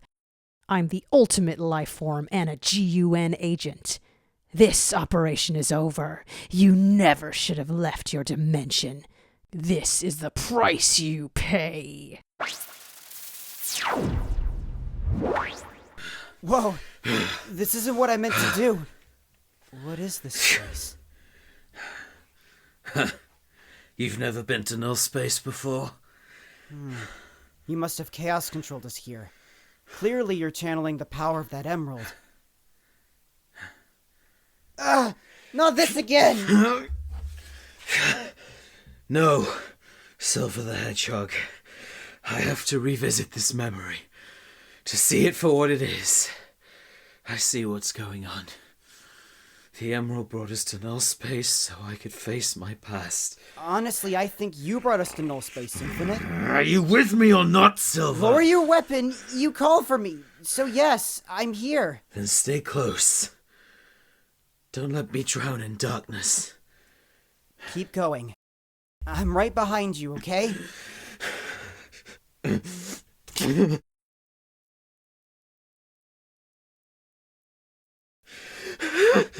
No.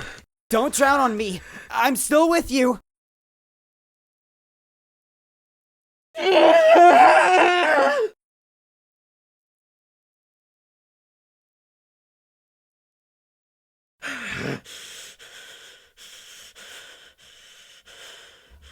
Who did this? Surely they must die by the hands of the ultimate mercenary.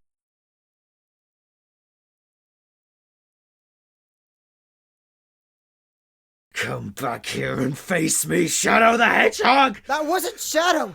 That was Mephiles! Did you see? He took on Shadow's shadow! No, that was Shadow. No, it wasn't! No, it has to be Shadow. What do you mean? Mephiles is evil. No, Shadow is good. That's not what I saw. I saw Shadow. Shadow destroyed my squad, then I became infinite and showed the world that I am not weak. Infinite, you summoned me to be a witness. I've traveled back in time before I know what I saw. He told me we could enter unconditionally. Who? Mephiles? Enter what? No space? We were teenagers. We crossed over to another dimension. Mephiles opened the portal for us after our parents died. Infinite, Mephiles lied to you and he framed Shadow. No. I'm the ultimate mercenary. If it was Mephiles, then that means... Stop! Calm down! Don't drown in the darkness, Infinite! He killed my jackals! He followed me everywhere. He terrorized me. He sabotaged me. It's all been a sadistic quest to transform me into a disposable pawn, and I let him! Look at me! Listen to me! You're the tallest of mountains, you're the roughest of waves, you're the toughest of terrors, and you just faced the darkest of days. You're not weak, so don't fall apart, damn it! You have the power. You can still fight. You are infinite!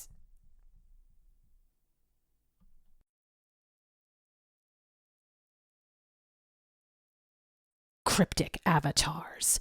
Lightning cracks in the sky as the damn fourth Chaos Emerald cracks from top to bottom, all the way down. A wave of light blasts from it, knocking Silver away from Zero. He lands with a thud, unconscious, about 20 feet away. Time seems to freeze until Silver hears a caring, brotherly voice ask him, "Are you all right, soldier?" Silver opens his eyes to the sight of masked Infinite, on his knees kneeling over him, surrounded by a white light. Infinite thoughtfully tucks his arm under Silver's back and holds him tenderly as he stands Silver up. Once on their feet, Infinite thoroughly looks Silver up and down. "Yeah, I'm fine," Silver finally replies, weirded out by Zero's polar change in behavior. "Very good. Glad to see you're still with me," Infinite tells Silver, with a tone so genuine that Silver feels a lump in his throat. He gazes at the cracked emerald still embedded inside Infinite's chest. Peeking from the crack, a warm starlight shimmers. "This light is so beautiful," he comments. "What light?" Infinite replies, completely unaware of his transformation. "This is the darkest part of null space I've ever seen. If you weren't with me, I'm pretty sure I'd be standing in pitch black nothingness." "Wait, you're back in null space?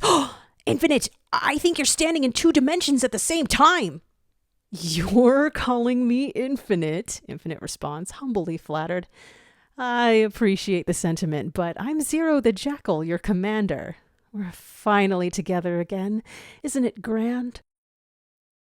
"Zero the Jackal? Fine, if that's the name you prefer, but I didn't ever leave you." "Well, of course you didn't. You wouldn't abandon me, would you, brother?" Silver is caught off guard. Sure, he's willing to be Infinite's friend, but his brother? Is the trust already that deep? No, I wouldn't abandon you. Of course not," Silver promises. Infinite walks behind Silver and examines his back. Silver is confused but holds still. "What are you doing?" he asks Infinite. "Checking your injury." "Just as I thought. Not as bad as it looked." "Oh, I'm sure that fool will think twice before throwing you against a wall again." He lovingly brushes Silver off. "Nothing but a little dirt. Good as new." Silver notices a rustle in the brush. "Did you see that? Is someone there?" he asks. "Lost your red beret," he hears Infinite say from behind. Then he feels a pinch. "Ow! What was that?" Silver squeaks. Infinite chuckles. "So you can handle being slammed into rocks, but you can't handle your big brother pinning your hat back into your hair?" It hits Silver like a brick in the face. Silver's assumed the avatar of the dead jackal they saw near the rocky wall in the mystic jungle. Infinite wraps his arm around Silver's shoulders and squeezes him playfully. Sorry for the poke. I used my claws. I figured since I showed you how to clip your attire on with a dagger. By the way, you didn't lose your favorite pocket knife, Fetch. Turns out it was stolen before we left. Ironic since you're the snatch of the group. Oh well, no matter. Silver knows he must treat the situation delicately. Though it's cryptic, he decides it's best to play along. Right, it's no big deal. Thanks, Zero, Silver replies, reciprocating an arm around Infinite's shoulders. Call me boss when we're on business, Infinite adds. We don't want anyone taking advantage of us, now do we? Got it, Silver nods. He then can't help but say out loud, Ugh, Mephiles is so cruel. Playing pretend. At the doorway to Sonic's shack, Gadget is trying to coax Sonic to come outside. This isn't a trap, Gadget insists. We could really use Team Sonic's help. Tikal really is missing. I swear, I'm not making this up. Sure you're not. 'Cause I'm gonna believe a ghost got kidnapped? Nice try, Jackal Squad goon. Are you still mad about me passing up the invite to join Team Sonic? Gadget asks, folding his arms. No, Sonic lies, folding his arms as well. Sure you're not, Gadget mocks. Sonic's communicator beeps. Hold that thought, Gadget, he says, then answers his communicator like an uncool dad. Hello, what's up, kiddo? Hey, so before you say anything, Sonic hears Silver say, I need you to use the coordinates I'm sending you to come and find us. They should appear on your communicator. Come and find you and who else? What's going on, Silver? Sonic asks. Tell Pronto that you're well now, Fetch, they hear Zero say with enthusiasm. Tell him that we'll be together soon. See you soon, Silver tells Sonic. Sonic is about to say something cocky, but Gadget motions him not to, and instead mouths, Shut it off. Sonic follows Gadget's advice. Be there in a bit, he promises, then shuts the communicator off. Well, Rouge is not going to be happy when she finds out Silver joined Jackal Squad. No offense. He didn't, Gadget replies. This is bad. How so? Fill me in, Sonic requests. Zero thinks you're his brother, Pronto. I don't know if you know this, Sonic, but Jackal Squad used to be a pack composed of Zero's siblings. Then they all died. I don't know the whole story, but one time Zero mistook me for one of his siblings too. I hope he's not going crazy. Yikes, Sonic gulps. That sounds serious. Sounds like I need to humor him while we figure out what's going on. We'll find him and I'll play along. So we're teaming up after all? Gadget asks. Looks that way, Sonic confirms, then darts off. Gadget hurriedly follows close behind. As soon as they reach Silver and Infinite, another blast of light bursts from the cracked Chaos Emerald in Infinite's chest. It collides with Sonic, dead on, knocking him out about 30 feet away. Then, in a flash, a caring voice speaks. Get up. I need you, Pronto, he hears Zero lovingly say as he pulls him first into his arms and then stands him firmly. Sonic opens his eyes to the sight of Infinite holding him steady, the left side of the mask lit so brightly that Sonic covers his eyes with his arm. Whoa, geez, put on a visor, man, he whines. Infinite laughs, then gives Sonic a pat on the cheek. That's cute, playful as always. It may be dark in here, but you still ought to look your best. Sonic feels a tightness around his forehead. What are you doing? He asks. Tightening your green bandana, my sassy little brother. Ah, a vast improvement. Not as bloody as it looked. That puddle was misleading. You appear quite fine now. I do actually own a green bandana, Sonic notes, trying to ignore the comment about the blood. Of course you do, Infinite laughs, then turns around and walks right through Gadget. Sonic and Silver nearly freak. Gadget exchanges a what the fuck expression with them as Infinite motions the two hedgehogs to follow him. Gadget scurries behind Sonic and Silver, trying to find a way to talk to them without confusing Infinite. Come, jackals! We still have 2 more members of our team to locate. 1 sec, boss. Bandana's lopsided, Silver tells him. He turns, initiating Sonic and Gadget to huddle with him. Freaky, Silver whispers. super freaky. Gadget whispers back. Gadget, for Silver's sake, I already sent a message to Shadow. Go get Tails, Sonic instructs. On it, Gadget assures, then runs off. Meanwhile, from Zero's perspective, in null space, he observes 2 jackal brothers turn around and gleam with suspicious smiles. Sorry, boss, we had to make ourselves presentable, Fetch tells him. Yeah, 'cause we gotta be professional, winks Pronto.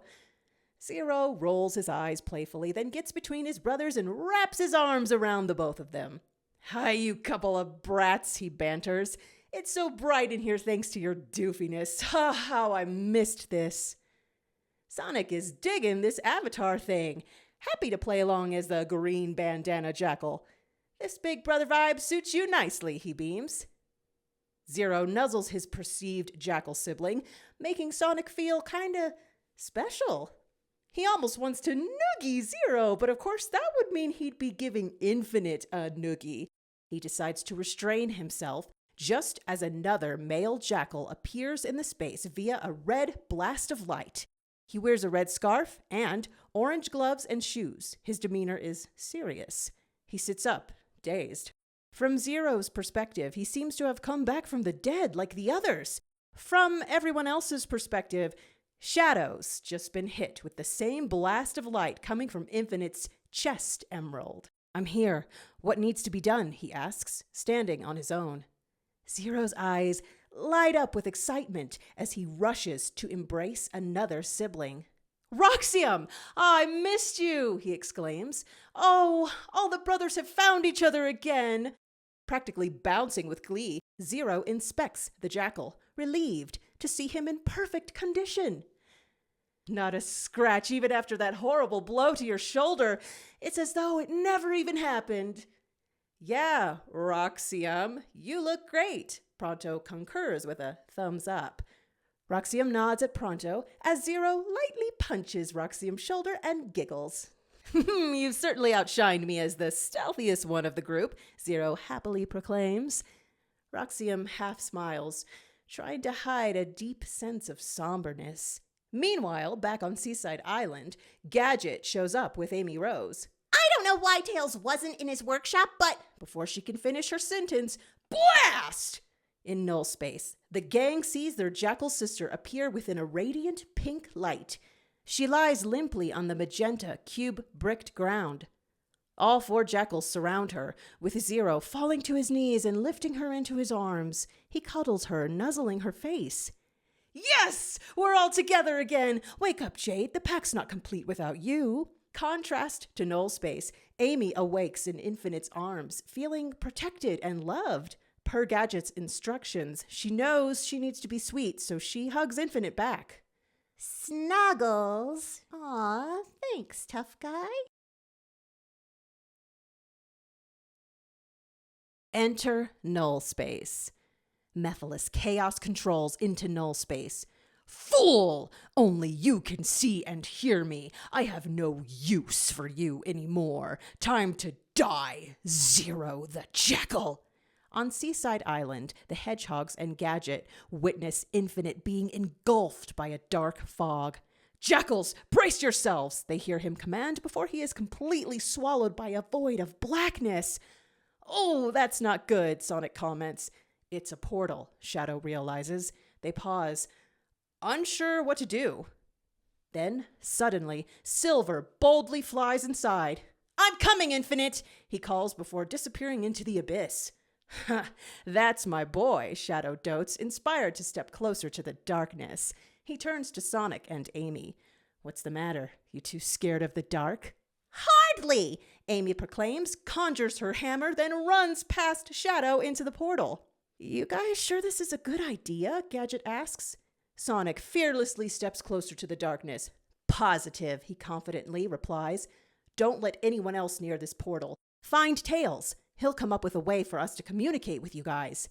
Smart idea, Faker. Now let's go, Shadow says, then hops into the void. You think you can handle that, rookie? Sonic asks Gadget. Ha! I'm sure of it, Gadget responds.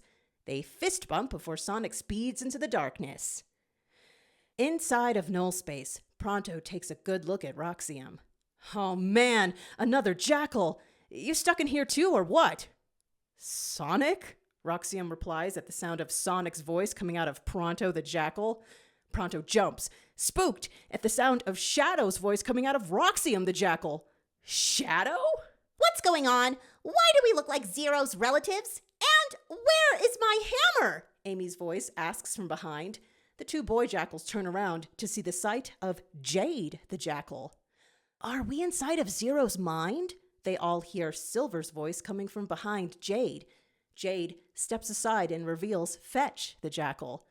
No, Roxium replies. This is null space. Ah, okay. So this is the infamous null space, Pronto replies. We've been here before once, Shadow. You or another version of you, Sonic? I know I've never been here before, Jade replies. And seriously, you guys, my hammer is gone. Me and Shadow came here once, yeah, Pronto explains. I don't know how I did it, but when we lost Silver, Chaos controlled us here. When Silver got killed in Eggman's lair? Roxium lowers his head. Yes. Fetch puts his hand on Roxium's shoulder. No wonder this place is so sad. It's all right.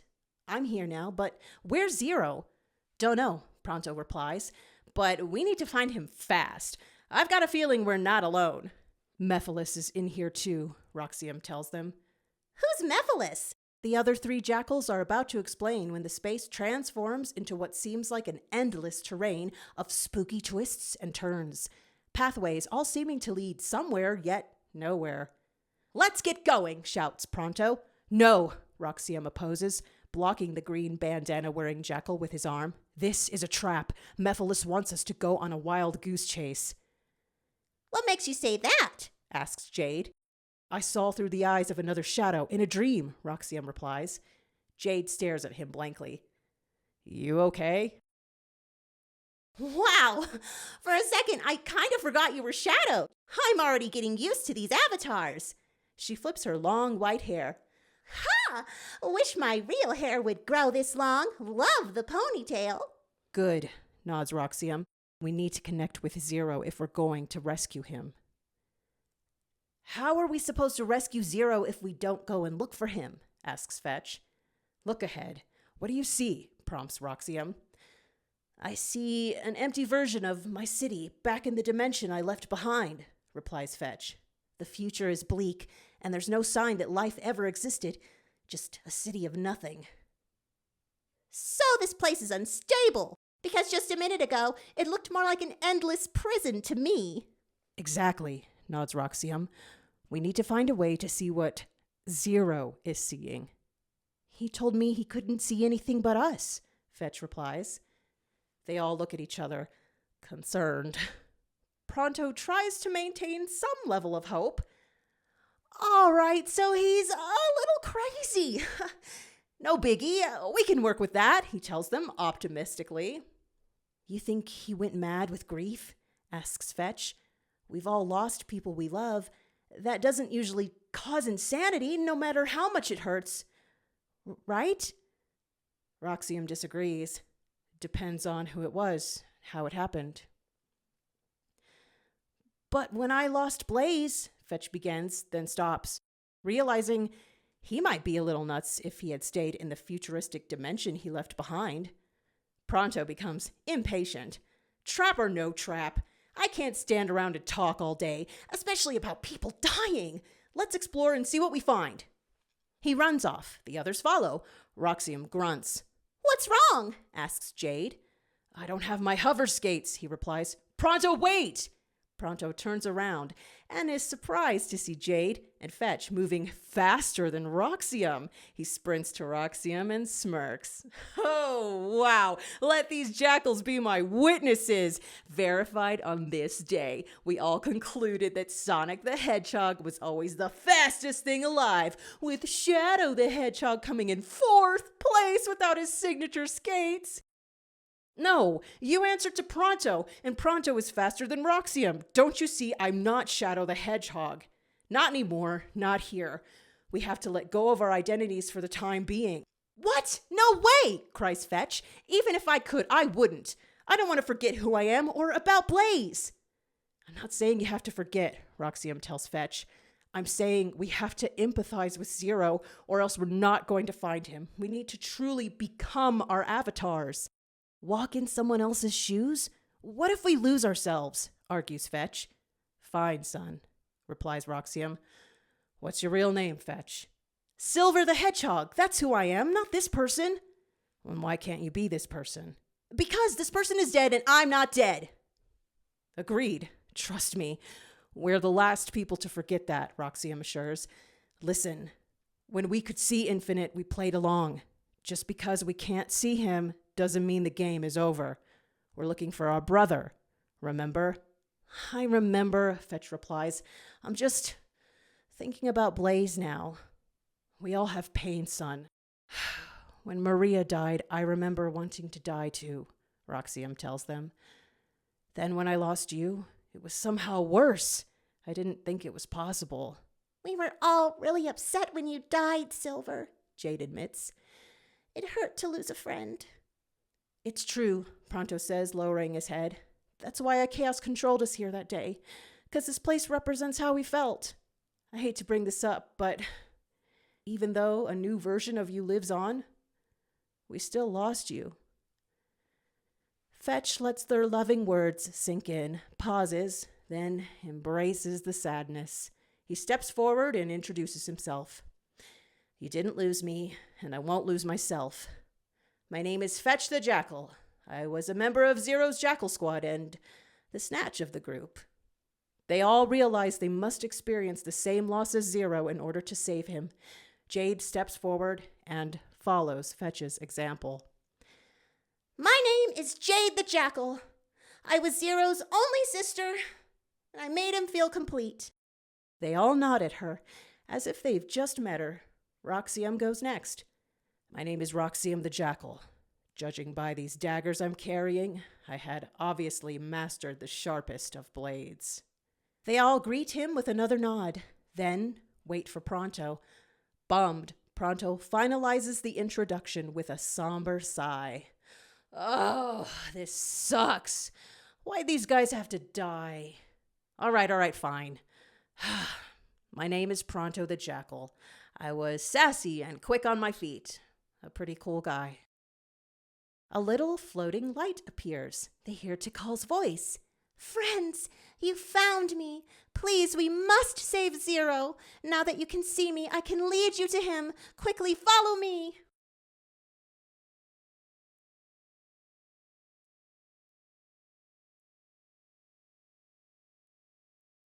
Unfinished business. Deep in null space, in a cave, Infinite can't find an exit. Pissed, he levitates. Ugh! Jackal Squad, where are you? I'm trapped in an endless cave. Maddening! The Chaos Emerald lights up. He manifests a spear of energy and blasts the wall. Then he hyperventilates for a few seconds before realizing what he just did. He plops to the ground and stares at his hand. I have powers again. In null space. Well, what good are they without my squad, huh? Absurd! He's about to throw another blast at the wall when Tikal appears. Tikal! There you are! Friend, there isn't much time. Mephiles is looking for you, and so are your friends. I must release you from this cave. Release me? You mean you're the one who trapped me in here? Tikal, why? To protect you. Mephiles wants to destroy you, but your friends are coming to save you. They can help you destroy Mephiles. Excellent! You and I will escape together. No, friend, she says, touching his arm lovingly. She holds his hand. It is time for us to say goodbye. Infinite becomes upset again. What? What do you mean? I don't understand, Tikal. I know, and that's okay. For thousands of years, I've been in limbo. It wasn't until you were born that I knew why. I hoped one day I would be able to show you. I'm sorry for all your sadness and your suffering. I'm sorry you ever had to feel any pain. She presses her palms against his mask.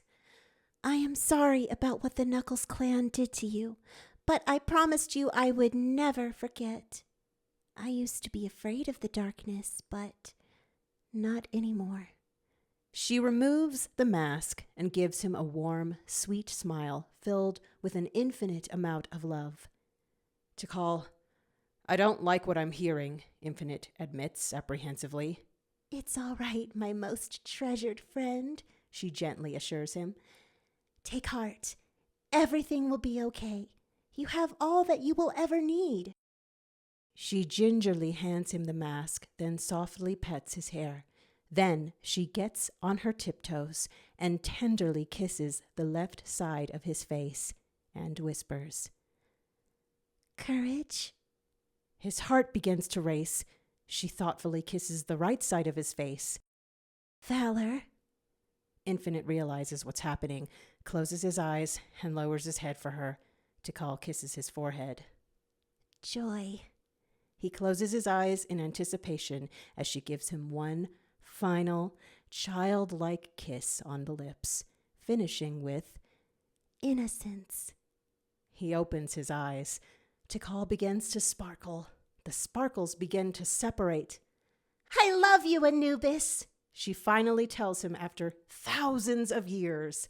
He watches her clasp her hands before each tiny dot of light decomposes from her body and spreads throughout the cave. Every bit of her becomes a disbursement of infinitesimal stars. He finds himself levitating again, only now in the abyss before a gargantuan red sun. His thoughts delay at the memory of Tikal powerlessly blocking him from Mephiles. He feels undeserving of such mercy, and from a gentle little girl of all people. She's probably the weakest person he's ever known, and the most foolish, too. All that effort for 4 little kisses? So that's why you found such favor in a villain like me. Well, I love you too, Princess Tikal. He puts the mask on, then floats in the stillness. Though there's no one to see him cry, he chooses to weep behind the facade. Nothing to be afraid of. You'll be safe forever in all of my darkness. I was born in this pain. It only hurts if you let it. Goodbye, friend. It hurts.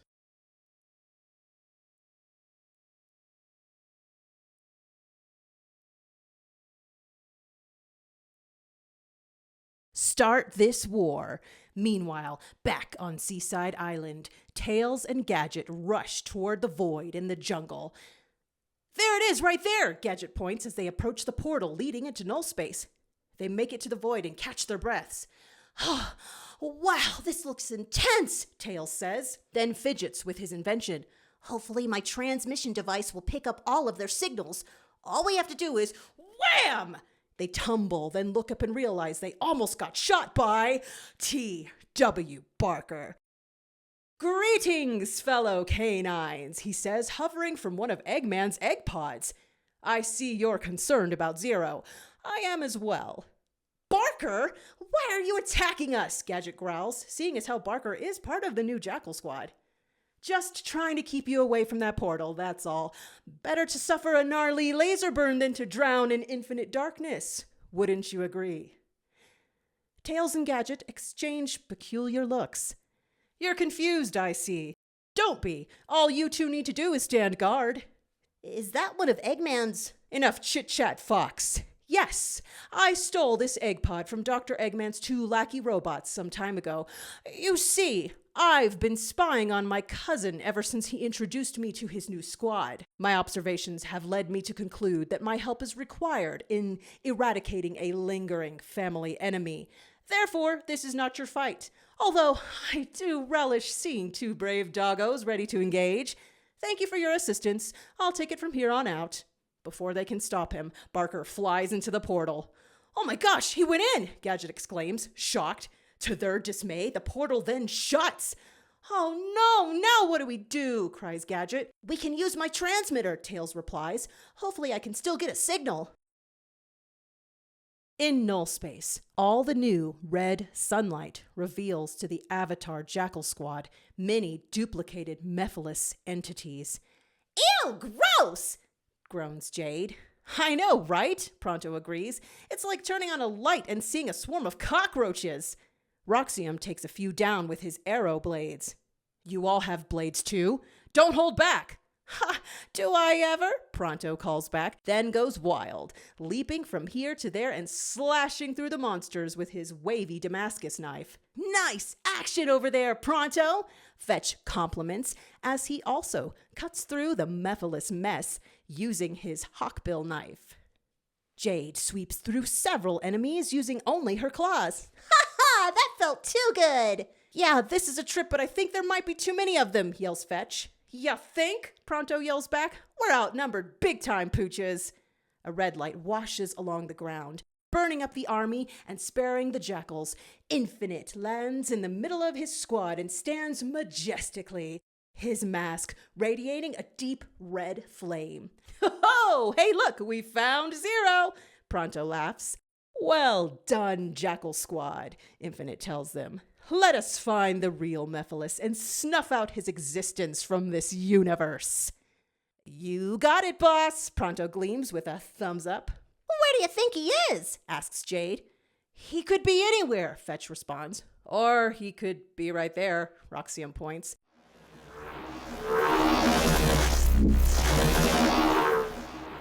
They all catch the sight of Mephiles colliding toward a floating egg, firing missiles in the sky. Oh, would you look at that? It's a rocket launching egg. How random, says Pronto. No, it's not random, it's T.W. Barker, Roxium exclaims. In the cosmos, Barker has the most enraged look on his face as he intends to crash right into Mephiles, not considering that he will likely blow himself up. Demon! I had no living relatives, but those jackals and you destroyed them. You think I don't know about it? Well, I do. Prepare to meet your demise. Death by egg explosion! Barker, no! Infinite yells, then chaos controls. He reappears in the sky and torpedoes through the right side of the egg pod, flinging out from the left side with Barker right before the egg pod explodes in a head-on collision with Mephiles. They chaos control back to the ground. In the center of the squad once again, Barker scans the sight of his cousins. For a moment, he feels great excitement to be reunited with them. Pronto rushes to him and offers his hand. Wow, Barker, I didn't know you had it in ya, he says, as the ringmaster reaches for him. Thanks, Pronto. It's so good to see you all. Immediately, at the touch of the jackal's hand, Barker realizes that Pronto is, in fact, Sonic the Hedgehog. He takes a good look at the jackals and sees Sonic, Silver, Amy, and Shadow. His heart sinks. All of us truly are together again. Why, even our mutt-faced cousin has arrived, Infinite teases, as he shoulder bumps Barker. The illusion is still real for him, but for Barker, not so much. Still, Barker decides to play along for Infinite's sake. He straightens his bow tie and does well to hide his heartbreak, telling his cousin, indeed, a boost of confidence this truly is. To have the pack by our side, I am sure they intend not to take advantage of this situation for knowing how vulnerable you'd be without them. Pronto realizes that Barker knows who they really are. It causes him to remember as well. He was starting to forget. He and the rest of the jackals give Barker an honest look of good intentions. He acknowledges their mutual desire to shelter Infinite from any more unneeded pain by tipping his hat to them. "Zero!" they hear Mephiles roar. "Your illusions won't save you, not from me! How dare you foil my quest to escape the great null space? What an unworthy vessel you turned out to be! Redemption has no home for you! Prepare for eternal suffering, you ungrateful pest!" In the sky, Mephiles morphs into Solaris. "Well, crap," says Pronto. Before anyone can stop him, Infinite Chaos controls his sword and flies up to confront the evil demigod-like being. "Infinite, don't! He's too powerful!" Fetch calls out, but Infinite gets right up in Solaris' face and takes a good swing. "I am the tallest of mountains, and don't you ever forget!" he barks. "You are worthless!" Solaris blares, causing a hot gust to blow Infinite away. What's he doing? Asks Jade. "I'm not sure," Roxium admits. "He's standing Mephiles down," Barker tells them. "That's crazy! There's no way!" cries Fetch.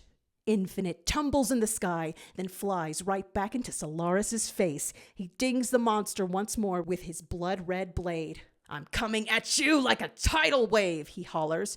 "Silence! You are pathetic!" Solaris blares again, knocking Infinite out of range once more. But Infinite doesn't give up. He soars nose to nose with the immense creature.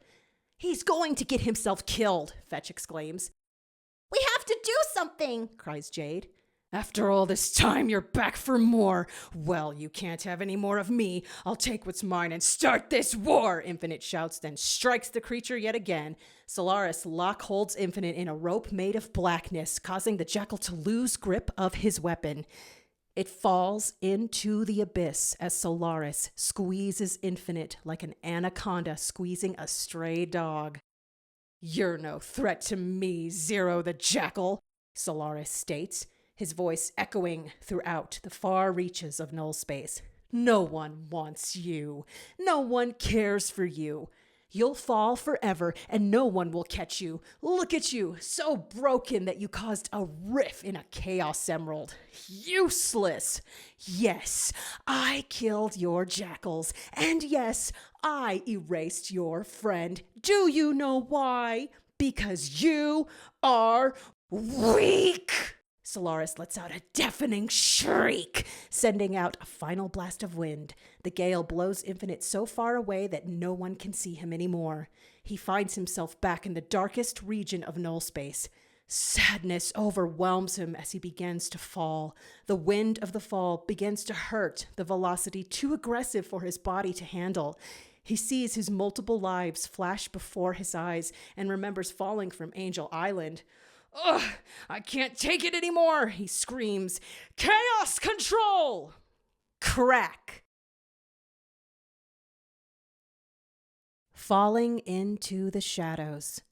The jackals and Barker are floored by the sound of a deafening crack, like lightning, as if they've all been struck. Knocked off their feet, they see a colossal beast screaming in the sky. Infinite Chaos! Its face reflecting that of the Infinite Mask, its body long and measureless, like a never-ending black snake. He even retains Infinite's long, white locks, though they are made of streaming light waves. Opening his massive mouth wide, he roars, revealing his sharp, knife-like teeth. "Good thing someone called that guy," Pronto says. "Yeah, but where's Infinite?" cries Fetch. "I think that is Infinite," responds Pronto. "No, it's Chaos," Roxium tells them. And with that, a big, fat Godzilla battle ensues between Solaris and Infinite Chaos. Barker is unfazed by the battle of the century. Good for them and their dinosaur fight. I didn't come here to be awed by such gargantuan spectacles. Let's find my cousin and leave. Now. "Best idea yet," Pronto replies. "Great idea, but how?" asks Fetch. A signal comes in somehow, near Pronto, as though it's coming from an invisible walkie-talkie. "Sonic, can you hear me? It's Tails." "Whoa, Tails? Yeah, I hear you, buddy," Pronto responds. "Granted, I don't know where your voice is coming from." "We hear you loud and clear, Tails," chimes Jade. Wonderful. Listen, Gadget and I can reopen the portal with my reverse polarizer. Shadow needs to chaos control you guys here. You all need to be touching for it to work. You need to feed off his chaos energy. We're not leaving without Zero, Barker snaps. Wait, you didn't find Zero? Tails asks. Suddenly, Roxium disappears via chaos control. Roxium! Jade exclaims. Shadow! Pronto cries. Back with Zero. The Chaos Emerald and the mask have left him. The darkness has engulfed him. He feels his lungs caving in. He closes his eyes and floop! He lands in someone's arms. How safe they are. Oh, they must be the arms of Tikal. Tikal, he whimpers. Am I dead too? Oh, is it finally over? Please let it be over. Hover shoes keep them suspended. Gold rings shimmer. Stripes on his red quills glow. Zero opens his eyes, and even through the illusion, through the darkness, he can see his rescuer is actually Shadow the Hedgehog. Shadow, why are you here? I'm saving your life, Zero the Jackal. Oh, enough is enough. Let me fall. Let it end. I won't. Listen, I apologize for what happened with that other Shadow. He didn't know, or else he wouldn't have. Don't. You have nothing to apologize for. It wasn't him who made me insane. I shouldn't have blamed him or you. I appreciate you saying that. I know you don't want to keep falling. Let's go back to the island. Mephiles is wrong. You're wanted. You belong. No, Zero painfully objects. You don't understand. Yes, I do understand, Shadow assures him. When I fell into the darkness, all I wanted was to be dead with Maria. Then Tikal caught me. Commander, you are not weak. Take a look. You summoned chaos. He'll destroy Mephiles, I'm sure of it. They feel a huge vibration, accompanied by a deep rumble. Both look miles ahead and see Solaris drowning in a series of magnificent strobes, flashes of colorful light. Then they watch infinite chaos bite right into Solaris, devouring the monster's center. In a reverberated echo, Solaris gurgles grotesquely, then dies. Hardcore. See? That's cool as hell, man, Shadow tells exhausted Zero in a big brotherly voice. Yeah, I frickin' did that, chuckles Zero. Hell yeah, you did, Shadow agrees. Relieved, Zero gives Shadow a shaky hug. Thanks, comrade. I think I'm ready to go home now, he says, then blacks out, flopping in Shadow's arms. You got it, Shadow replies, gripping him firmly. Using chaos control once more, Shadow returns to their friends with the worn-out jackal. Upon reuniting with the squad, the others resume their true identities by means of 3 colorful strobes, one blue, one cyan, and one pink. Hey, I'm Sonic again, Sonic exclaims. Bye, Pronto. Ah, it was awesome getting to know you for a little bit. Rest in peace, my speedy friend. And I'm Amy Rose. Farewell, Jade. You were a real powerhouse, Amy thoughtfully coos. My psychokinesis is back. Ah, the one time I didn't miss it. Didn't need it as Fetch the Jackal. So long, brave warrior, Silver says with a respectful bow. Shadow presumes softly. Sayonara, Roxium the Jackal. Take care of Maria for me. And with that, a red strobe leaves Shadow as well. Then, to everyone's dismay, the remaining bit of strobe-like energy pumping within Zero's chest suddenly blacks out. Everyone's breath is cut short. Barker especially becomes disheartened. Zero, he cries, worried he's lost his last living relative. He stares desperately at his cousin's motionless profile. Removing his top hat, he murmurs, No, please don't go. I promise I'll never make you perform in my circus again. Silver lifts his hand and expels a wave of cyanic energy toward the jackal. For a few seconds, they all wait as the futuristic hedgehog uses his telepathic powers to verify if Zero has indeed departed along with the avatars of his lost siblings. Shadow gives Silver a look of desperate anticipation. It wouldn't be the first time someone's died in the ultimate life form's arms, and waiting for Silver's answer is excruciating. After what seems like light years, Silver proclaims, "It's okay. That was the energy of Chaos himself leaving him. He still has energy of his own. He's still alive." Everyone expresses a unified sigh of relief. "Oh man, that was close," exclaims Sonic. I'll say. Amy agrees. "He fought well. Now he needs to rest," Shadow tells Barker. "He'll be all right. We'll make sure of it." "You will?" Barker replies, putting his hat back on. "Good. So will I this time. Well done, Zero. I'm proud to call you my favorite cousin. We'll make new memories together as soon as you're well."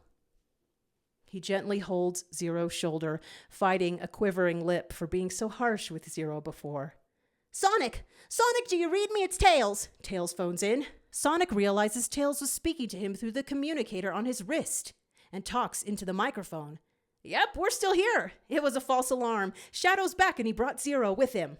Great, Tails replies. Initiating the reopening of the portal now. Barker keeps his hand on Zero's shoulder while the rest of the gang places their hands on Shadow's arms and back.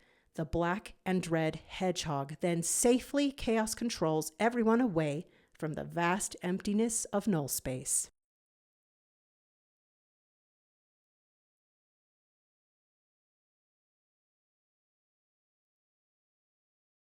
Letters to Zero. In the Chow Garden, Zero slowly sits up, finally awake after how long, he's not sure. He holds his head groggily. No more. Please, something happy for, I don't know, a minute. That'd be... A chow falls from the air above his head and lands, well, on his head. Boink! Ugh! Ah! He grunts, annoyed as he rubs his head. Obviously, I'm awake now. Ugh, you! He gets up from laying in the softest moss and stomps over to the chow. It's a bit dazed. He picks it up and is about to give it a good scolding when he turns it to face him and realizes it's Tikal's chow. The one that looks just like her. He gasps. "Tikal? Choo!" the chow joyfully replies. He smiles warmly, his eyes softening at the sight of her. Wherever did you come from, Did your mother leave you behind? Well, you can rest assured that I, Zero the Jackal, will take excellent care of you from now on. After all, Tikal, she and I, why, we're the closest of friends. Her being gone won't change that." He nuzzles the little chow under her chin and sees an envelope tied to her necklace. What's this? A note? He sits in the moss with little Tikal in his lap, opens the envelope, and reads a letter from his friends. To the boss. From Jackal Squad. Dave, Willie, Brutta, Gadget, Barker. Well, this should be interesting. Based upon their signatures, Zero is able to imagine each squad member's voice as he reads. First, he hears Dave the intern. "Greetings, boss! Thanks for taking a chance on me. I found Tikal for you. I know she's not a ghost like the Tikal we hung out with, but she's definitely Tikal. Have fun. Careful, she's kind of clingy. Best, Dave." Ha! Indeed, she is rather affectionate. That's what I like about her. Ah, my good man, Dave. I knew you'd impress me. And let's see what else. He reads the next section, hearing Brutta's voice in his head. "Boss, be well. It ain't the same without you. Me and my weasel brothers been talking about how cool you are to everybody. I heard you made a dragon eat a giant bird in the null space. That's what's up. Sincerely, Brutta. P.S. Everybody likes my new name." "Oh, I'm glad to hear it, Brutta." Mephiles definitely got devoured, that's for certain. Moving on, Zero can now hear Willie the Walrus as he reads. "Hey, ya boss. Sorry about you getting pulverized in the null house." The null house. Oh, Willie, you sound like an old man. "Anyhow, I went to Amy's place and I asked her what she fed you when you was sick that time, and she said high-end tea. So I jacked for you some high-end tea from that health food stand across from Nibroc. Then she said you like the woman's shampoo, so I stole you the brand she recommended. Shoot, I stole you the whole line, buddy. It's by the waterfall. Your pal, Willie." Zero takes a look at the nearby waterfall and sees a big basket of classy goodies, which he admittedly plans to enjoy ASAP. Ha! Well, I'll be damned. To be fair, little Tikal, women's hair products tend to be better suited for my sexy locks, don't you agree? Of course you do. He smiles happily as he pets little Tikal. A heart forms over her head. Ah, there's more. This part's from Gadget. Boss, as soon as you're well, let's spar with Sonic again. Seriously, he keeps whining about it. He even tried to get me to join his team. I told him, nah, I'm good. Truth is, I won't actually be good until you're awake. Sorry to be such a fanboy, but dude, you're like my idol. Your friend Gadget. Psh, in your dreams, Sonic, I saw Gadget first. He turns the letter over and sees one final message from his cousin, Barker. Oh, a message from the ringmaster himself. I'm intrigued. Zero, my only living family member. When we were children, I could never fathom a way to tell you why you were my favorite cousin. Now I know. One reason: your strength. You are the strongest individual I have ever known. There are few people in this world that I admire. You are the only living hero that remains from those painful childhood years. It was difficult for me to say goodbye to my beloved jackal brethren. I took out much of my grief on you. In all honesty, I'm counting down the minutes until I converse with you again. No one misses you more than I do. Please, though, I implore you, I have a reputation for being rather ruthless and a bit of a scam artist. I worked hard to create this facade. Let it only be known between you and me that I have a soft spot. Capiche? I love you. Always. And for the love of all that is holy, I'm the last one to write on this note, and the one attaching it to the chow, so don't let anyone see it. Your troublemaking cousin and lifelong friend, T.W. Barker. Wishing he still had the mask, Zero closes his eyes and sits in silence, trying not to sob. Little Tikal stares up at him, then hugs him. So there is a place for Infinite here after all, and it's not a prison or a torture chamber, he quietly realizes. Then he folds the letter and lovingly places it back inside the envelope. I'm going to bathe using those stolen goods. I need to look my best when me and my squad get back into action. Sound good, little Tikal? Choo! The chow responds in the tiniest, most adorable voice. He caresses her face and beams, remembering how Tikal told him he wasn't alone anymore. Well said, my friend. Well said.